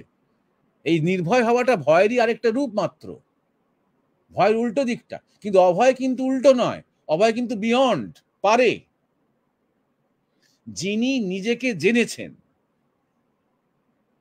আমি শরীর নই, আমি মন নই, আমি স্বভাব নই, আমি শুধুমাত্র একটা জীবন নই, আমি আত্মা, আমি ব্রহ্ম, আমি পরম চৈতন্য, আমি সদা মুক্ত, আমি শুদ্ধ, আমি বুদ্ধ, এই বলে নিজে যিনি জেনেছেন, শুধু শুনেছেন না বা শুধু পড়েছেন না, শুধু ভেবেছেন না, যিনি জেনেছেন, তিনি জন্ম মৃত্যু জন্মান্তর কোনো কিছুকে আর ভয় করেন না। এমনকি আবার জন্মাবো না এই কথাটাও বলেন না। যারা ভাবেন যে আমি আর জন্মাতে চাই না, তাদের মধ্যে একটা রিয়াকশন আছে, তাদের মধ্যে একটা বিরক্তি আছে, তাদের মধ্যে ক্লান্তি আছে, এবং তার মধ্যে একটা আসক্তি রয়েছে। অর্থাৎ আমি যা চেয়েছি আমি কিছুই পাইনি, তাই আমি আর জন্মাতে চাই না। জন্ম মানেই এই সব, এরকম আছে মানে তার জন্ম হবে তো বটেই, কারণ তার মধ্যে এখন এতটা ভেতরে ভেতরে ক্ষোভ রয়েছে। এই যে প্রকৃত ভক্ত, সে আমি আবার জন্মাতে চাই কি চাই না, মানে সে আমি কি চাই এই ভাবনার অতীত, তিনি কি চান তার কাছে সমর্পিত। সেখানে তার শরীরে জন্ম এবং মৃত্যু তিনি সম্পূর্ণ স্যারেন্ডার করেছেন। এটি হচ্ছে অভয়। এই যে বরাভয় মুদ্রা আমরা দেখতে পাই কোন ঠাকুর দেবতার মধ্যে, ভগবান বুদ্ধের মধ্যে, শিবের মধ্যে, দেব দেবতাদের মধ্যে, এই বরাভয় মুদ্রা মানে হচ্ছে অভয় হও, আছি, জন্ম জন্মান্তর ধরে, হ্যাঁ আছি, তোমার জন্ম মৃত্যু বলে আদতে কিছু নেই। আমাদের গুরু মহারাজ স্বামী পরমানন্দ বলতেন যে মৃত্যু একবারই হয়, প্রকৃত মৃত্যু যখন আমাদের সমাধি হয়, যখন আমাদের অজ্ঞানতার মৃত্যু হয়, অন্ধকার শেষ হয়, জীবনে আলো ফুটে ওঠে, তখন সেটাই প্রকৃত মৃত্যু, যে মৃত্যু আমাদের জাগায়। আর তাই জন্যই অনেকে এটাকে বলে মোক্ষ ভীতি। সনাতনী মা যে জিজ্ঞাসাটা করেছেন যে নির্জনে একা একা ধ্যান করতে মোক্ষ ভীতি, ওই প্রথম যেটা ভয়, একদম বেসিক লেভেলে নিজের সাথে নিজে মুখোমুখি হতে ভয়, মনের মধ্যে চঞ্চলতা, মনের মধ্যে বিকার, মনের মধ্যে চিন্তা ইত্যাদি ইত্যাদি ভিড় করে আরো বেশি কোলাহল করতে আরম্ভ করে, এইটা একটা ভয়।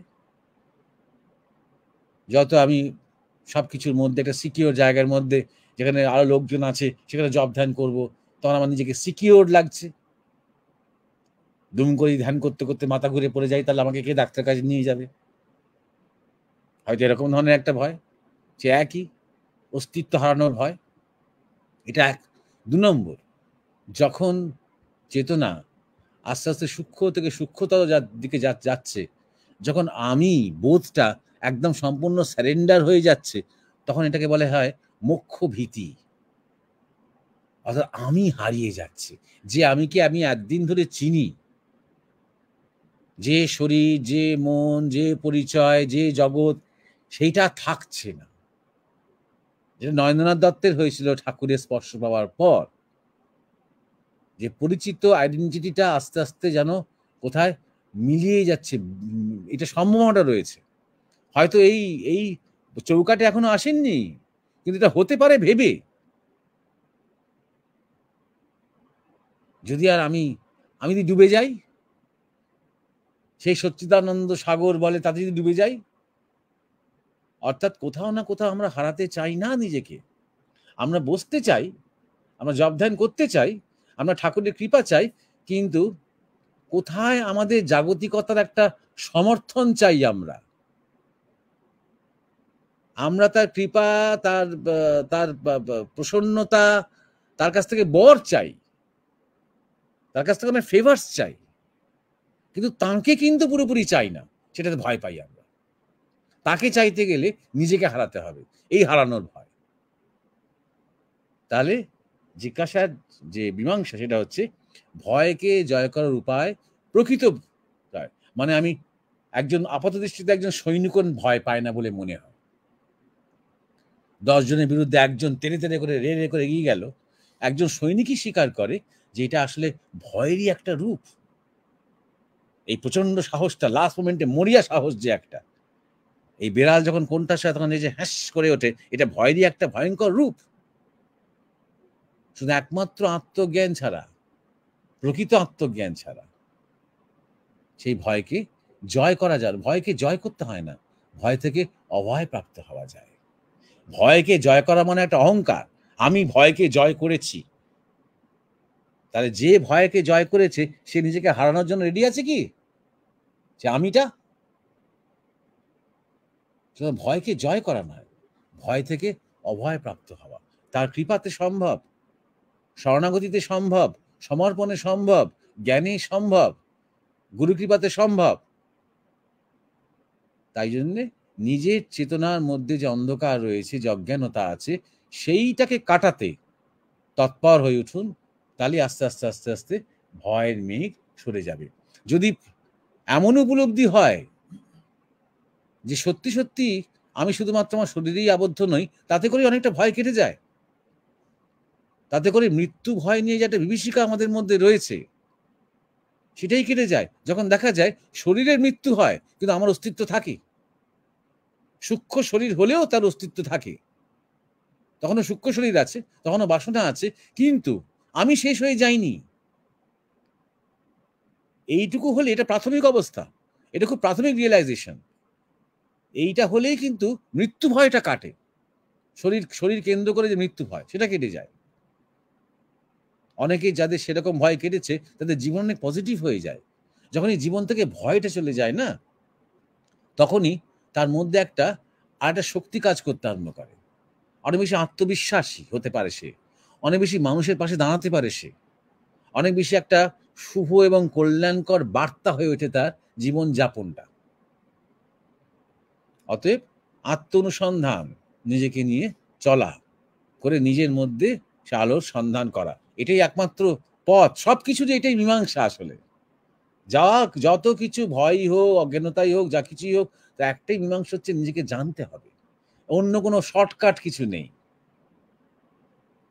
যেই একটা মার্কারির বা একটা মানে বোতামের মতন দেখতে ট্যাবলেট খেয়ে না, ব্যাস আর কোনো ভয় থাকবে না, এরকম ধরনের কোনো রকম কোনো শর্টকাট কিছু নেই।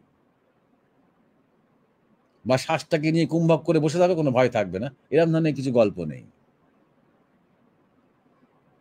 নিজেকে জানলেই একমাত্র, নিজেকে জানলে মানে তখন আমি জানলাম যে আমি আর এই শুধুমাত্র এই জীব দেহটি নই, আমি শুধুমাত্র একটা স্বভাব নই, আমি শুধুমাত্র জীবনের একটা ভূমিকা মাত্র, আমি এবারে ঊর্ধ্বে এবং আমি সমস্ত কিছুর সাথে ওতপ্রোত। এই বোধটা হলেই তখন আর ভয়ের কোনো প্রশ্নই থাকে না। আর ভবিষ্যৎ নিয়ে, অতীত নিয়ে যারা ভাবে না, যারা নিত্য বর্তমানে থাকে, তাদের কোনো ভয় নেই। মানে এখন কি আছে এবং ভবিষ্যতে কি নেই, এইসব হিসেব তাদের মধ্যে থাকে না। এখন কি রকম শান্তি আছে, ভবিষ্যতে কি অশান্তি হতে পারে, এইসব চিন্তা তাদের মধ্যে থাকে না।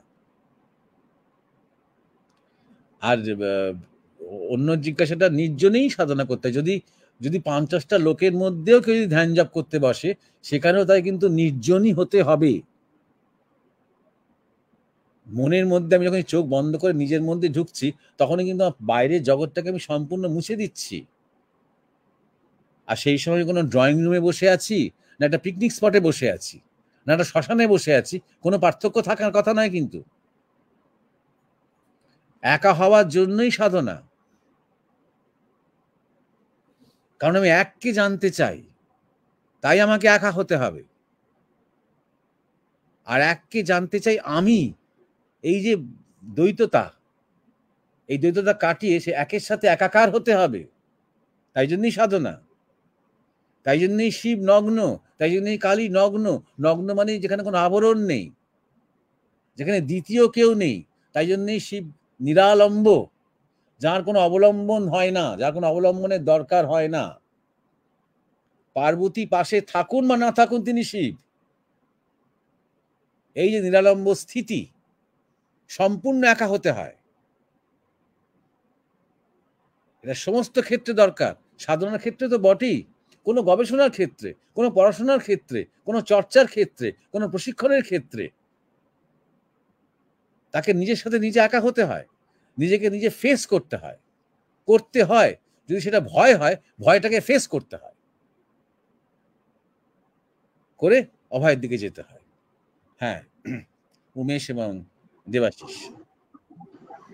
মহারাজ শাশ্বতী দেব আপনাকে জিজ্ঞাসা করেছিলেন ভয় কি, ভয় কেন আসে এবং ভয়কে জয় কিভাবে করা যায়। আপনি যে মীমাংসায় উপনীত হলেন, অর্থাৎ আমরাও যে একটা উপলব্ধির মধ্য দিয়ে গেলাম, সেটা হচ্ছে আমরা যখনই আত্মজ্ঞানের জন্য তৎপর হব তখনই সমস্ত কিছু দূর হতে শুরু করবে, কেটে যাবে। আলাদা করে দরকার হয় না সবকিছুকে আলাদা করে ভয়ের কোনো আলাদা প্রেসক্রিপশন ভয় দূর করার।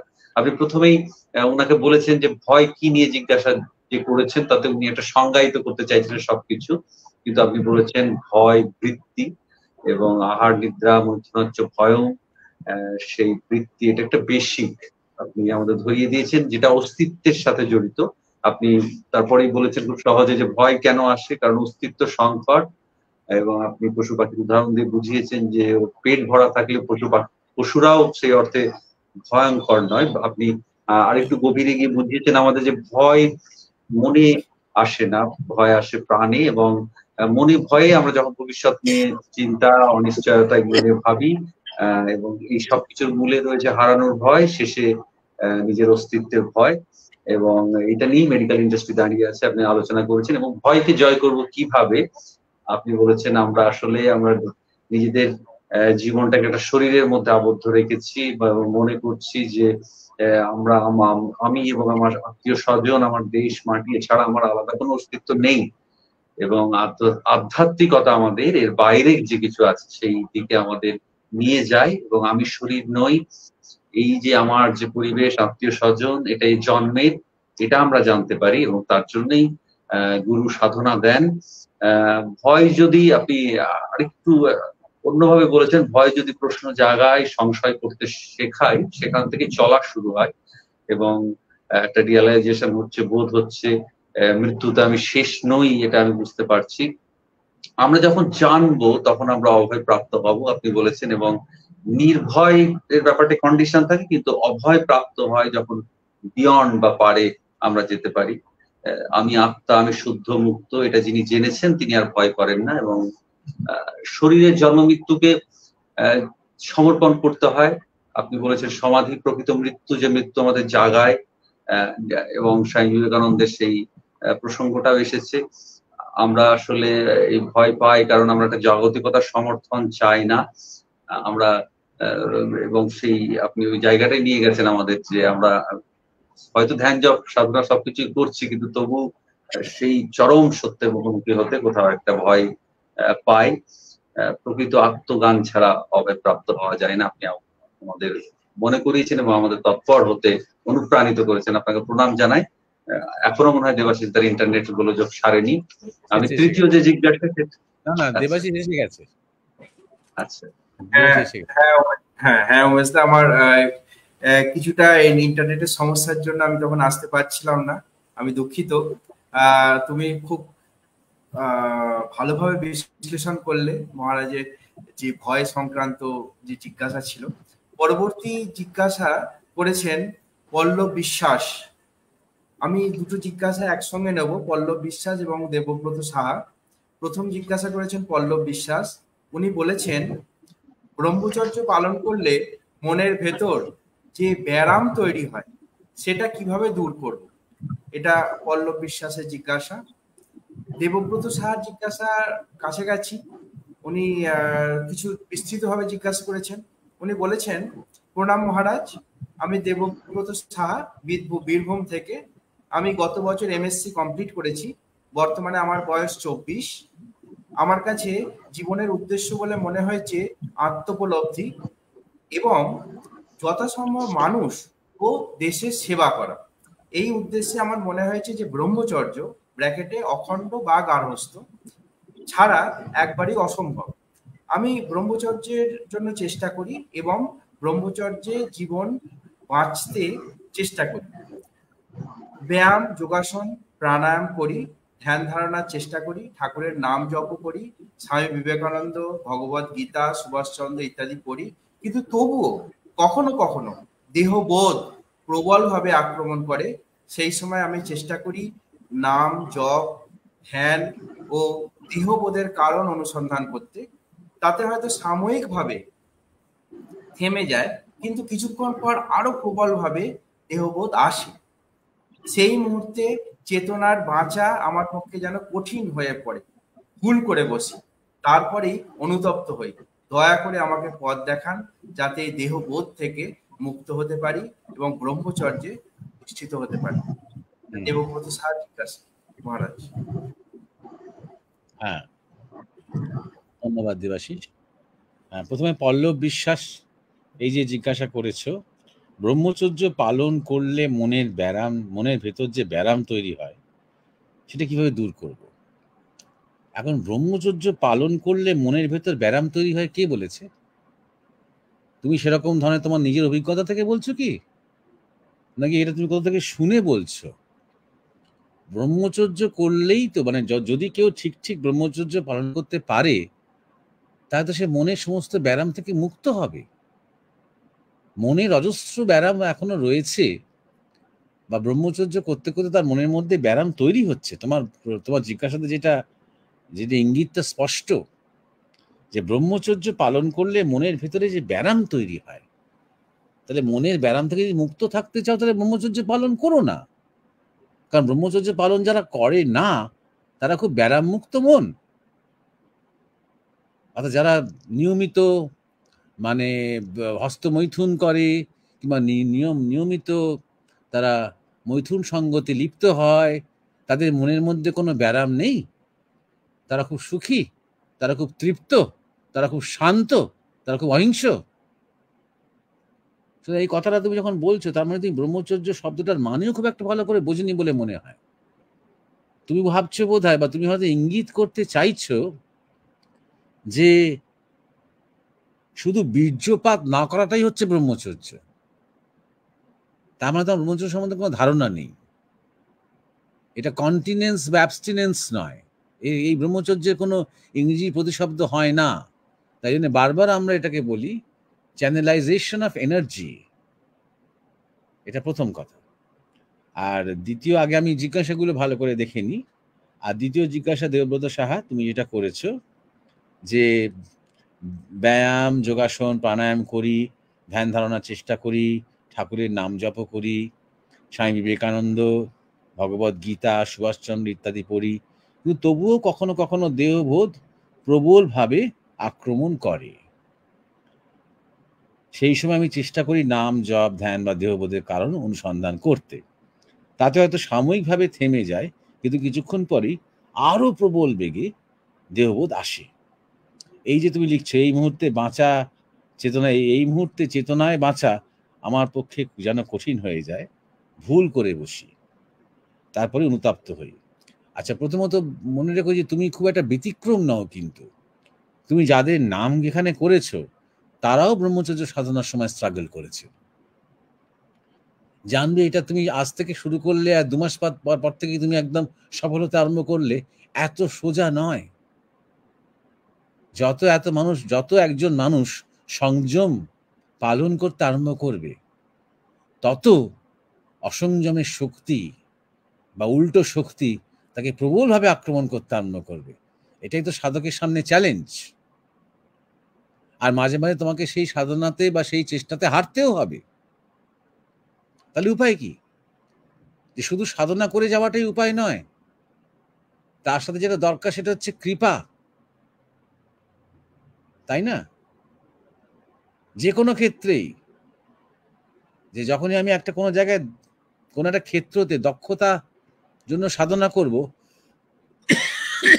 তত নানা রকমের বিরুদ্ধ শক্তি যেন চারদিক থেকে আমাকে ঘিরে ধরবে, আমার সেই সাধনা এবং প্রয়াসকে প্রতিহত করার জন্য। এই প্রসঙ্গে আরো একটা জিজ্ঞাসা আমি এখানে নিয়ে নিচ্ছি, সেটাও একজন বিদুষী বলে একজন জিজ্ঞাসা করেছেন, বিদুষী গাঙ্গুলি। প্রণাম মহারাজ, ছেলেদের ব্রহ্মচর্য নিয়ে অনেক আলোচনা আছে, মেয়েদের ব্রহ্মচর্য নিয়ে যদি কিছু বলেন, আলোচনা করেন। বিদুষী গাঙ্গুলি এই জিজ্ঞাসা করেছেন। হ্যাঁ, আমি করেছি সেই আলোচনা। ব্রহ্মচর্য বলে আমাদের একটা ভিডিও আছে জীবনের কথার সংকলনে, সেখানে বিষয়ে আলোচনা করেছি। আজকে আমি চেষ্টা করব কিছুটা ছুঁয়ে যেতে। তাহলে দেবব্রত সাহার যেটা প্রথম প্রশ্ন হচ্ছে, যে প্রথম কথাটা হচ্ছে যে এই ক্ষেত্রে আরো পদ্ধতি আছে। ১ নম্বর কথা, সে গারস্থই হোক বা ব্রহ্মচর্যী হোক, অখণ্ড হোক, স্খলিত হোক, যাই হোক, এবং সেই প্রক্রিয়া জানতে হয় গুরুর কাছে। ২ নম্বর হচ্ছে সে নিষ্ঠা বলে শুধু সাধনাই করা নয়, শুধুমাত্র সকাল বিকেল নাম জপ প্রাণায়াম করা নয়, তার সাথে আছে খাদ্য খাবার। সেই ব্যাপারে সচেতন থাকতে হবে।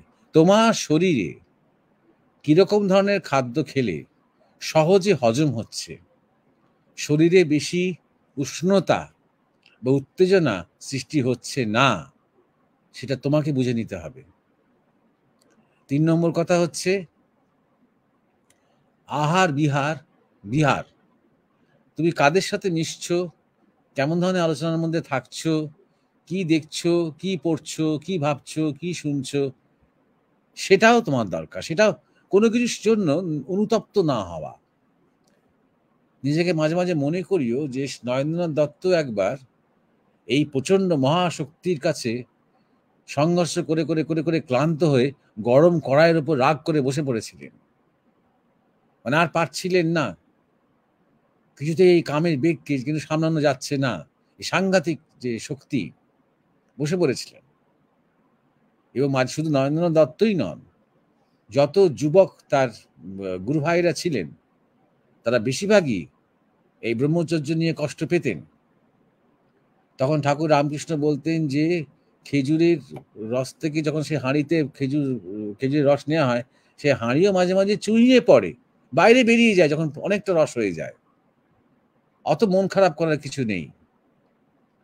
সুতরাং একবার করে তোমার ধরো কিছু তুমি ভুল করে ফেললে, যেটা লিখেছো, আর এই যে তুমি অনুতাপে ভুগছো, এই যে তুমি নিজেকে গ্লানিযুক্ত হচ্ছ, এটাই বেশি ক্ষতি করছে।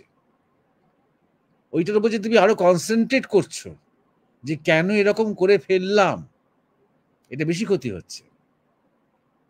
সেইটা কনসেন্ট্রেট না করে বরং নিজেকে বলো যে আরো চেষ্টা করে যেতে হবে।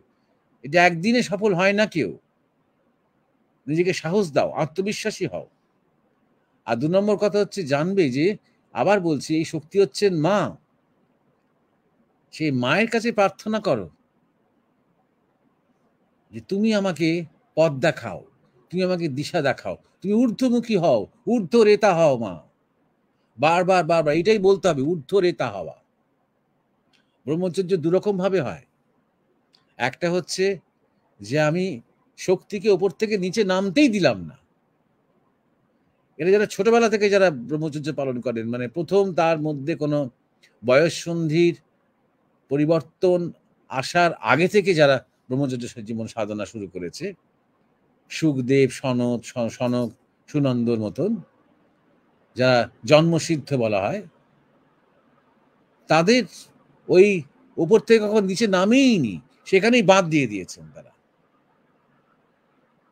বলা হয় সুখদেবের সাথে ব্যাসদেব যাচ্ছেন এবং কয়েকজন নারী তারা পুকুরে চান করছেন, গ্রামের বউরা হবেন। ব্যাসদেবকে দেখে সমস্ত সব কাপড় টাপড় ঠিক করে দিচ্ছে, কিন্তু সুখদেবকে দেখে কারোর মধ্যে কোনো বিকারই হলো না। তারা যেমন চান করছেন চান করে গেলেন, কারণ সুখদেব এতটাই অপাপবিদ্ধ, এতটাই সে অখণ্ড অস্খলিত ব্রহ্মচারী,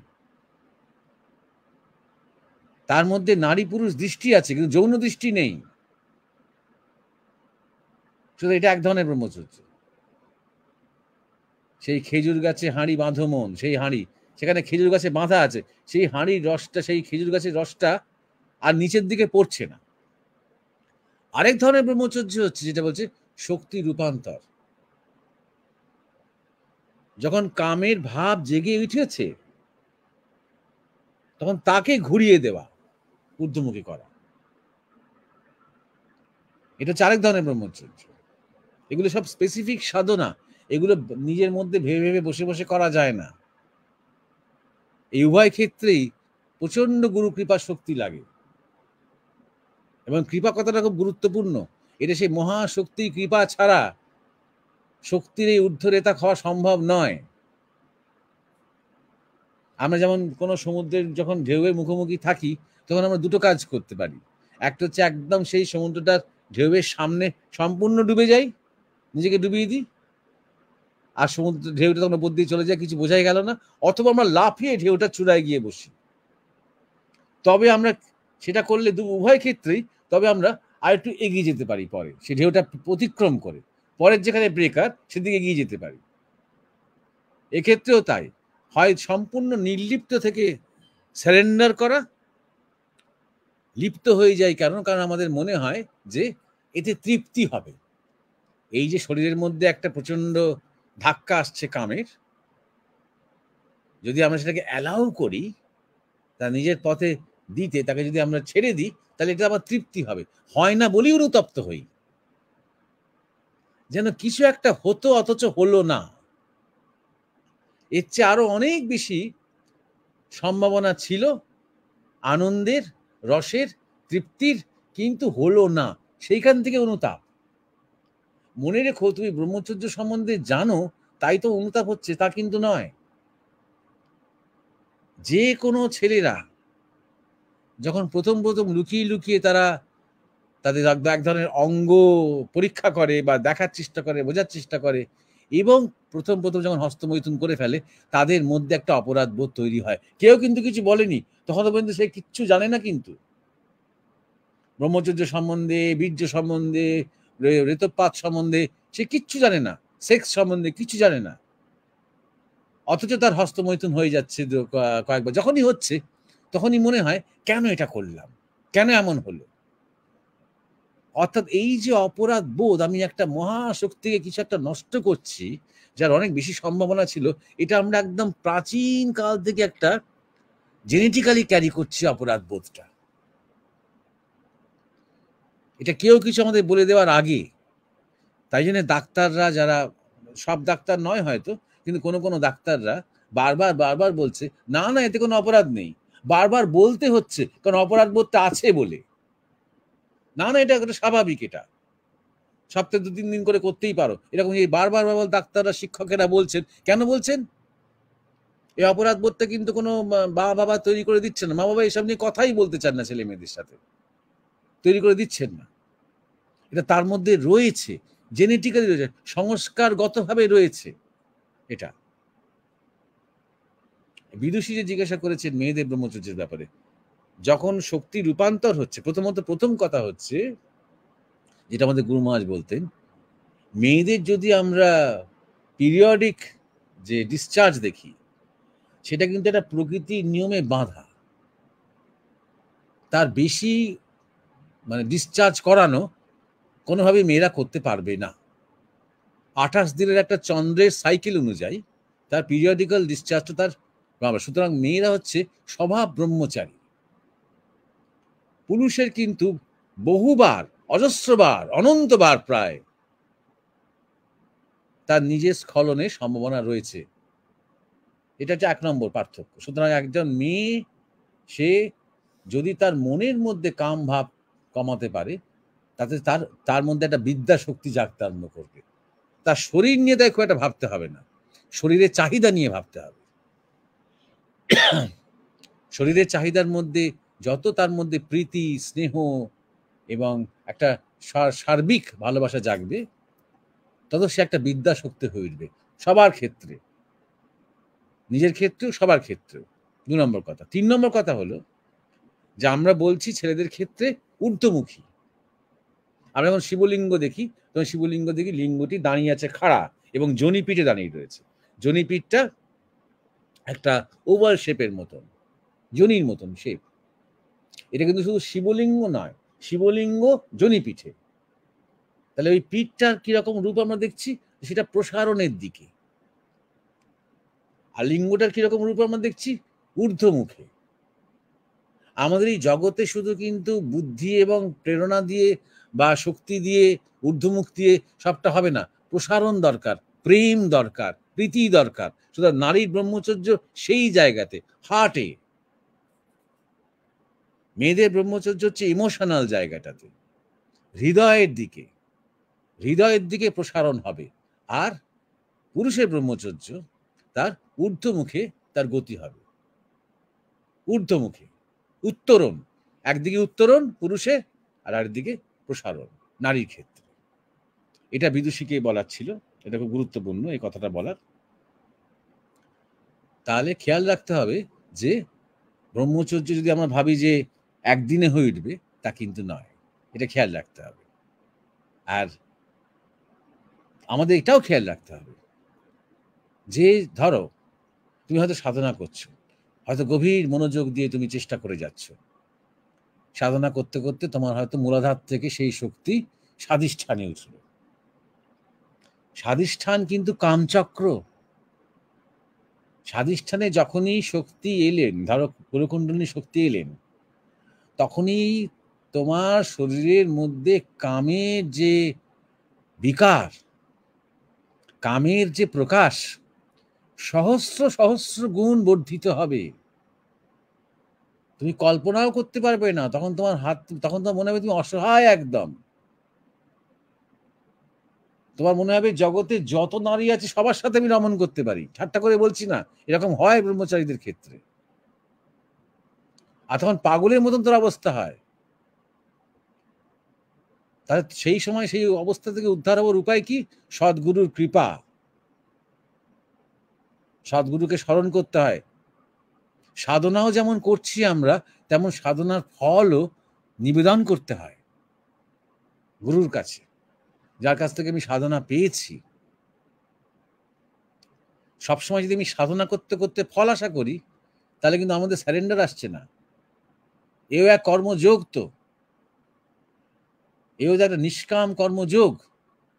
সাধনা করছি, আমি কি পাবো, আমি কবে ব্রহ্মচর্যে প্রতিষ্ঠিত হব, আমি কবে সাধক হব, আমার শুদ্ধি কবে ঊর্ধ্বমুখী হবে, আমার জীবনে কবে রূপান্তর হবে, আমি কবে আইনস্টাইনের মতন, বিবেকানন্দের মতন একটা সৌর্য বীর্যের প্রতীক হব, এরকম অতটা আমি এসে যাচ্ছে। তো অ্যাকচুয়ালি তো সাধনা খুব একটা হচ্ছে না, একটা অহংকারের যাত্রা হচ্ছে। তো তাই জন্যে সাধনাও করবো 100%, তার সাথে একটা স্যারেন্ডারও থাকবে, যে করছি বটে, বসছি বটে, এতবার করে প্রাণায়াম করছি, এতবার করে মন্ত্র জপ করছি, এত ঘন্টা বসছি, কিন্তু সবই তোমার ইচ্ছায় এবং তোমাকে নিবেদন করছি। ফল তুমি বুঝবে এবং তোমার কৃপা। আন্তরিকভাবে সেটা চেষ্টা করে যেতে হবে, এটা 1 নম্বর কথা। তাহলে স্বাধিষ্ঠান চক্রতেই ওই রকম ধরনের একটা ফিজিক্যাল একটা ম্যানিফেস্টেশন হয়। এই শক্তি, কুলকুণ্ডলিনী শক্তি যখন যখন যে যে চক্রতে যাচ্ছেন, তখন তখন সেই সেই চক্রের মৈথুন হতে আরম্ভ করে। অনাহত চক্রেতে হয়তো প্রচন্ড হৃদয়ের বেগ, আবেগ, ভালোবাসা, প্রীতি, স্নেহ এবং তার তার আকর্ষণে চারপাশে বহু মানুষ, জীব জন্তু পর্যন্ত চলে আসে, তার চেতনা অনাহত চক্রে উঠেছে। এইভাবে বুঝতে হবে যে যত উচ্চ উচ্চ চক্রে আমার শক্তি যাচ্ছে, তত সেই সেই চক্রের ক্রিয়া আরম্ভ হয়ে যাচ্ছে, সেই সেই চক্রের মৈথুন আরম্ভ হয়ে যাচ্ছে। তাহলে স্বাধিষ্ঠান চক্রে বা আমাদের স্থূল ফিজিক্যাল মৈথুনেই কত শক্তি, কত একটা ভয়ঙ্কর একটা শক্তি যেন আমাকে তোলপাড় করে দিচ্ছে, আমি সামলাতে পারছি না, অপরাধ করে ফেলছি তুমি বলছো। তাহলে কল্পনা করো যখন এটা ঊর্ধ্ব চক্রে যখন হবে, তখন তাকে বলা হয় উল্লাস। বাউলরা বলেন উজ্জ্বল রস। সে উল্লাস ধারণ করা যায় না, শরীর বেঁকে যাচ্ছে ঠাকুর শ্রীরামকৃষ্ণের। ওটা একটা যৌন তৃপ্তি, কিন্তু তোমার স্বাধিষ্ঠানে নয়, আজ্ঞা চক্রে, সহস্রারে, ষোড়শীতে যৌন তৃপ্তি তখন চলছে। তার একটা মিলনের যে আনন্দ, রোমাঞ্চ, ভয়ঙ্কর মোরা রোমাঞ্চ, সে রোমাঞ্চে কোনো ক্ষয় নেই, ক্ষতি নেই, বরং সেখানে সৃষ্টি আছে। এইটাকে মনে রাখো, এই কথাটাকে মনে রাখো, চেষ্টা করো মনে রাখতে, যে আমি তো খুঁজছি তৃপ্তি। তাহলে এই নিচের চক্রে কেন, একদম টপ চক্রে যাব, সেখানে তো 100% বেশি, হাজার হাজার হাজার গুণ তার ভোল্টেজে তার শক্তি। যদি চেষ্টা করো এইভাবে মনে রাখো, মা শারদার চিন্তা করো। কারণ সেই সময় এই যে বলছো, একজন বলছে মনের ব্যারাম, আরেকজন বলছে দেহ বুদ্ধি চলে আসে। দেখো, দেহ বুদ্ধিতে অসুবিধা কি আছে? তুমি জানো অনেক সাধক যারা এই শক্তি রূপান্তরের চেষ্টা করেন তারা দেহ বুদ্ধিতে আকর্ষণ করেন যে শক্তিকে। তারা দেব দেবীর ইরোটিক মূর্তি কল্পনা করেন চোখের সামনে, যাতে করে তাদের শরীরের মধ্যে কামভাব জাগে। যখন জাগলো তখন তারা বিশেষ পদ্ধতিতে সেই শক্তিকে তখন রূপান্তর করেন ধাক্কা দেওয়ার জন্য। এইটাই তো অর্জুনের বিবাহ দ্রৌপদীর সাথে। স্বয়ম্বর সভা কি কি এই প্রতীকগুলো কি? আরে অর্জুন কটা লোক কুরুক্ষেত্রে মারতে পারবেন কি পারবেন না, দ্রৌপদীর কি? ব্যাপারটাকে বোঝার চেষ্টা করো। কে তাকে তার চরমে নিয়ে যেতে পারবে? দ্রৌপদী যে শক্তি, দ্রৌপদী যে সম্ভাবনা, দ্রৌপদী যে আধার, তার চরমে অর্থাৎ প্রসারণের চরমে কে নিয়ে যেতে পারবে তাকে? যিনি চরমকে বিদ্ধ করতে পারেন। নিচের দিকে তার চোখ, সেই জলের উপরে সেই মাছের ছায়া পড়ছে, সেই একটা ইয়ের উপরে ঘুরছে, পাখার উপরে ঘুরছে, সেই দিকে তাকে তিনি মাছের চোখ বিদ্ধ করছেন। তার মানে স্বাধিষ্ঠানে মূলাধারের চোখ, সেইখানে সেই শক্তিকে জাগিয়ে সেটা সহস্রে বিদ্ধ করছেন। এটা যিনি করতে পারেন তিনিই যোগী, তিনি দ্রৌপদীকে পাওয়ার যোগ্য। তাহলে দেখো অনেক ব্রহ্মচারী বা সাধকেরা দেহবুদ্ধি করে অনুশোচনা করেন না, দেহবুদ্ধিকে আকর্ষণ করেন। তারা দেহ দিয়েই তো সাধনা। দেহবুদ্ধি মানে খারাপ বুদ্ধি নয় তো। সেক্স মানে তো কিছু খারাপ নয়, সেক্স মানে তো শক্তি। সেক্সেরই তো পূজা হয়েছে, ঠিক সেক্সের পূজা। এবার সেক্স নিয়ে আমাদের মধ্যে এত পাপ এবং অপরাধবোধ ঢুকিয়ে দেওয়া হয়েছে, এত গ্লানি, এত অনুতাপ, সেটা মোটে খুব একটা সুখকর নয়, স্বাস্থ্যকর নয়। হ্যাঁ, ক্ষতি হলে খারাপ, ঠিক আছে, কিন্তু যেন ক্ষতি না হয় আর চেষ্টা করে যাওয়া। তুমি কতটা পারলে কি পারলে না সেটা কিন্তু বিধাতা দেখবেন না। তুমি কতটা আন্তরিক, তুমি কতটা সত্যি সত্যি অন্তর থেকে চাইছো ঊর্ধ্বমুখী হতে, সেটাই বিধাতা দেখবেন। সেটাই প্রার্থনা করে যাও। আস্তে আস্তে আস্তে আস্তে কৃপা হবে। এবং কিছু ক্রিয়াও আছে, কিছু পদ্ধতিও আছে, সেটাও খেয়াল রেখো। সেগুলো শিখতে হয়, জানতে হয়। হ্যাঁ, উমেশ এবং দেবাশিস। হ্যাঁ মহারাজ, আমরা আগেও বিস্তৃতভাবে বিভিন্ন আপনার ইউটিউবে ভিডিও এসেছিল ব্রহ্মচর্য নিয়ে। আজকেও বিস্তৃতভাবে আপনি আলোচনা করলেন। প্রথমত যে আমাদের কাছে প্রশ্ন এসেছিল পল্লব বিশ্বাস, উনি যে বলেছিলেন যে ব্রহ্মচর্য করলে একটা ব্যারাম তৈরি হয়, সেই বিষয়ে আপনি কন্ট্রাডিক্ট করেছেন যে ব্রহ্মচর্য করলে ব্যারাম তো তৈরি হবে না, বরং ব্যারাম আমাদের ভালো হবে, আমাদের নিরসন হবে। আপনি বলেছেন যে ব্রহ্মচর্যের যে ইংলিশ আবিধানিক অর্থ সেলিবেসি, এই কথাটা মানে হচ্ছে বীর্যপাত না করা। ঠিক আছে, এই কথাটা আমাদের ভারতবর্ষের সনাতন ধর্মের ক্ষেত্রে এটা প্রযোজ্য নয়। আপনি বলেছেন যে ব্রহ্মচর্য মানে খাবার, আহার, সঙ্গ, বিহার। তো আমাদের এই ব্যাপারগুলো মেনটেন করতে হয়, আমাদের চেষ্টা করতে হয়, মায়ের কাছে প্রার্থনা করতে হয়।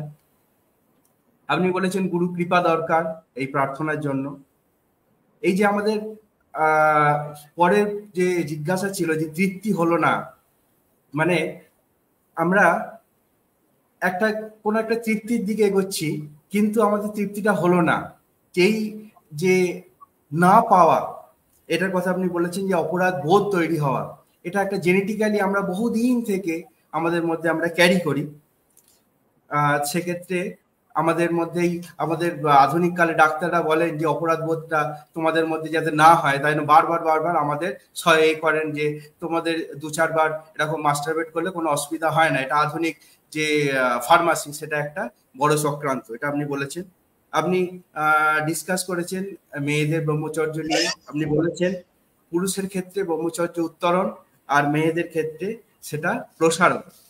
আপনি বিভিন্ন চক্রে আমাদের যে সাধনা হয় সেই চক্রের কথা বলেছেন। আপনি স্বাধিষ্ঠানের কথা বলেছেন। আপনি ঊর্ধ্ব চক্রে যে রমণ হয় সেই কথা বলেছেন। আপনি আলোচনা করেছেন যে ব্রহ্মচর্য পালন করলে যে নিম্নচক্রের যে আমাদের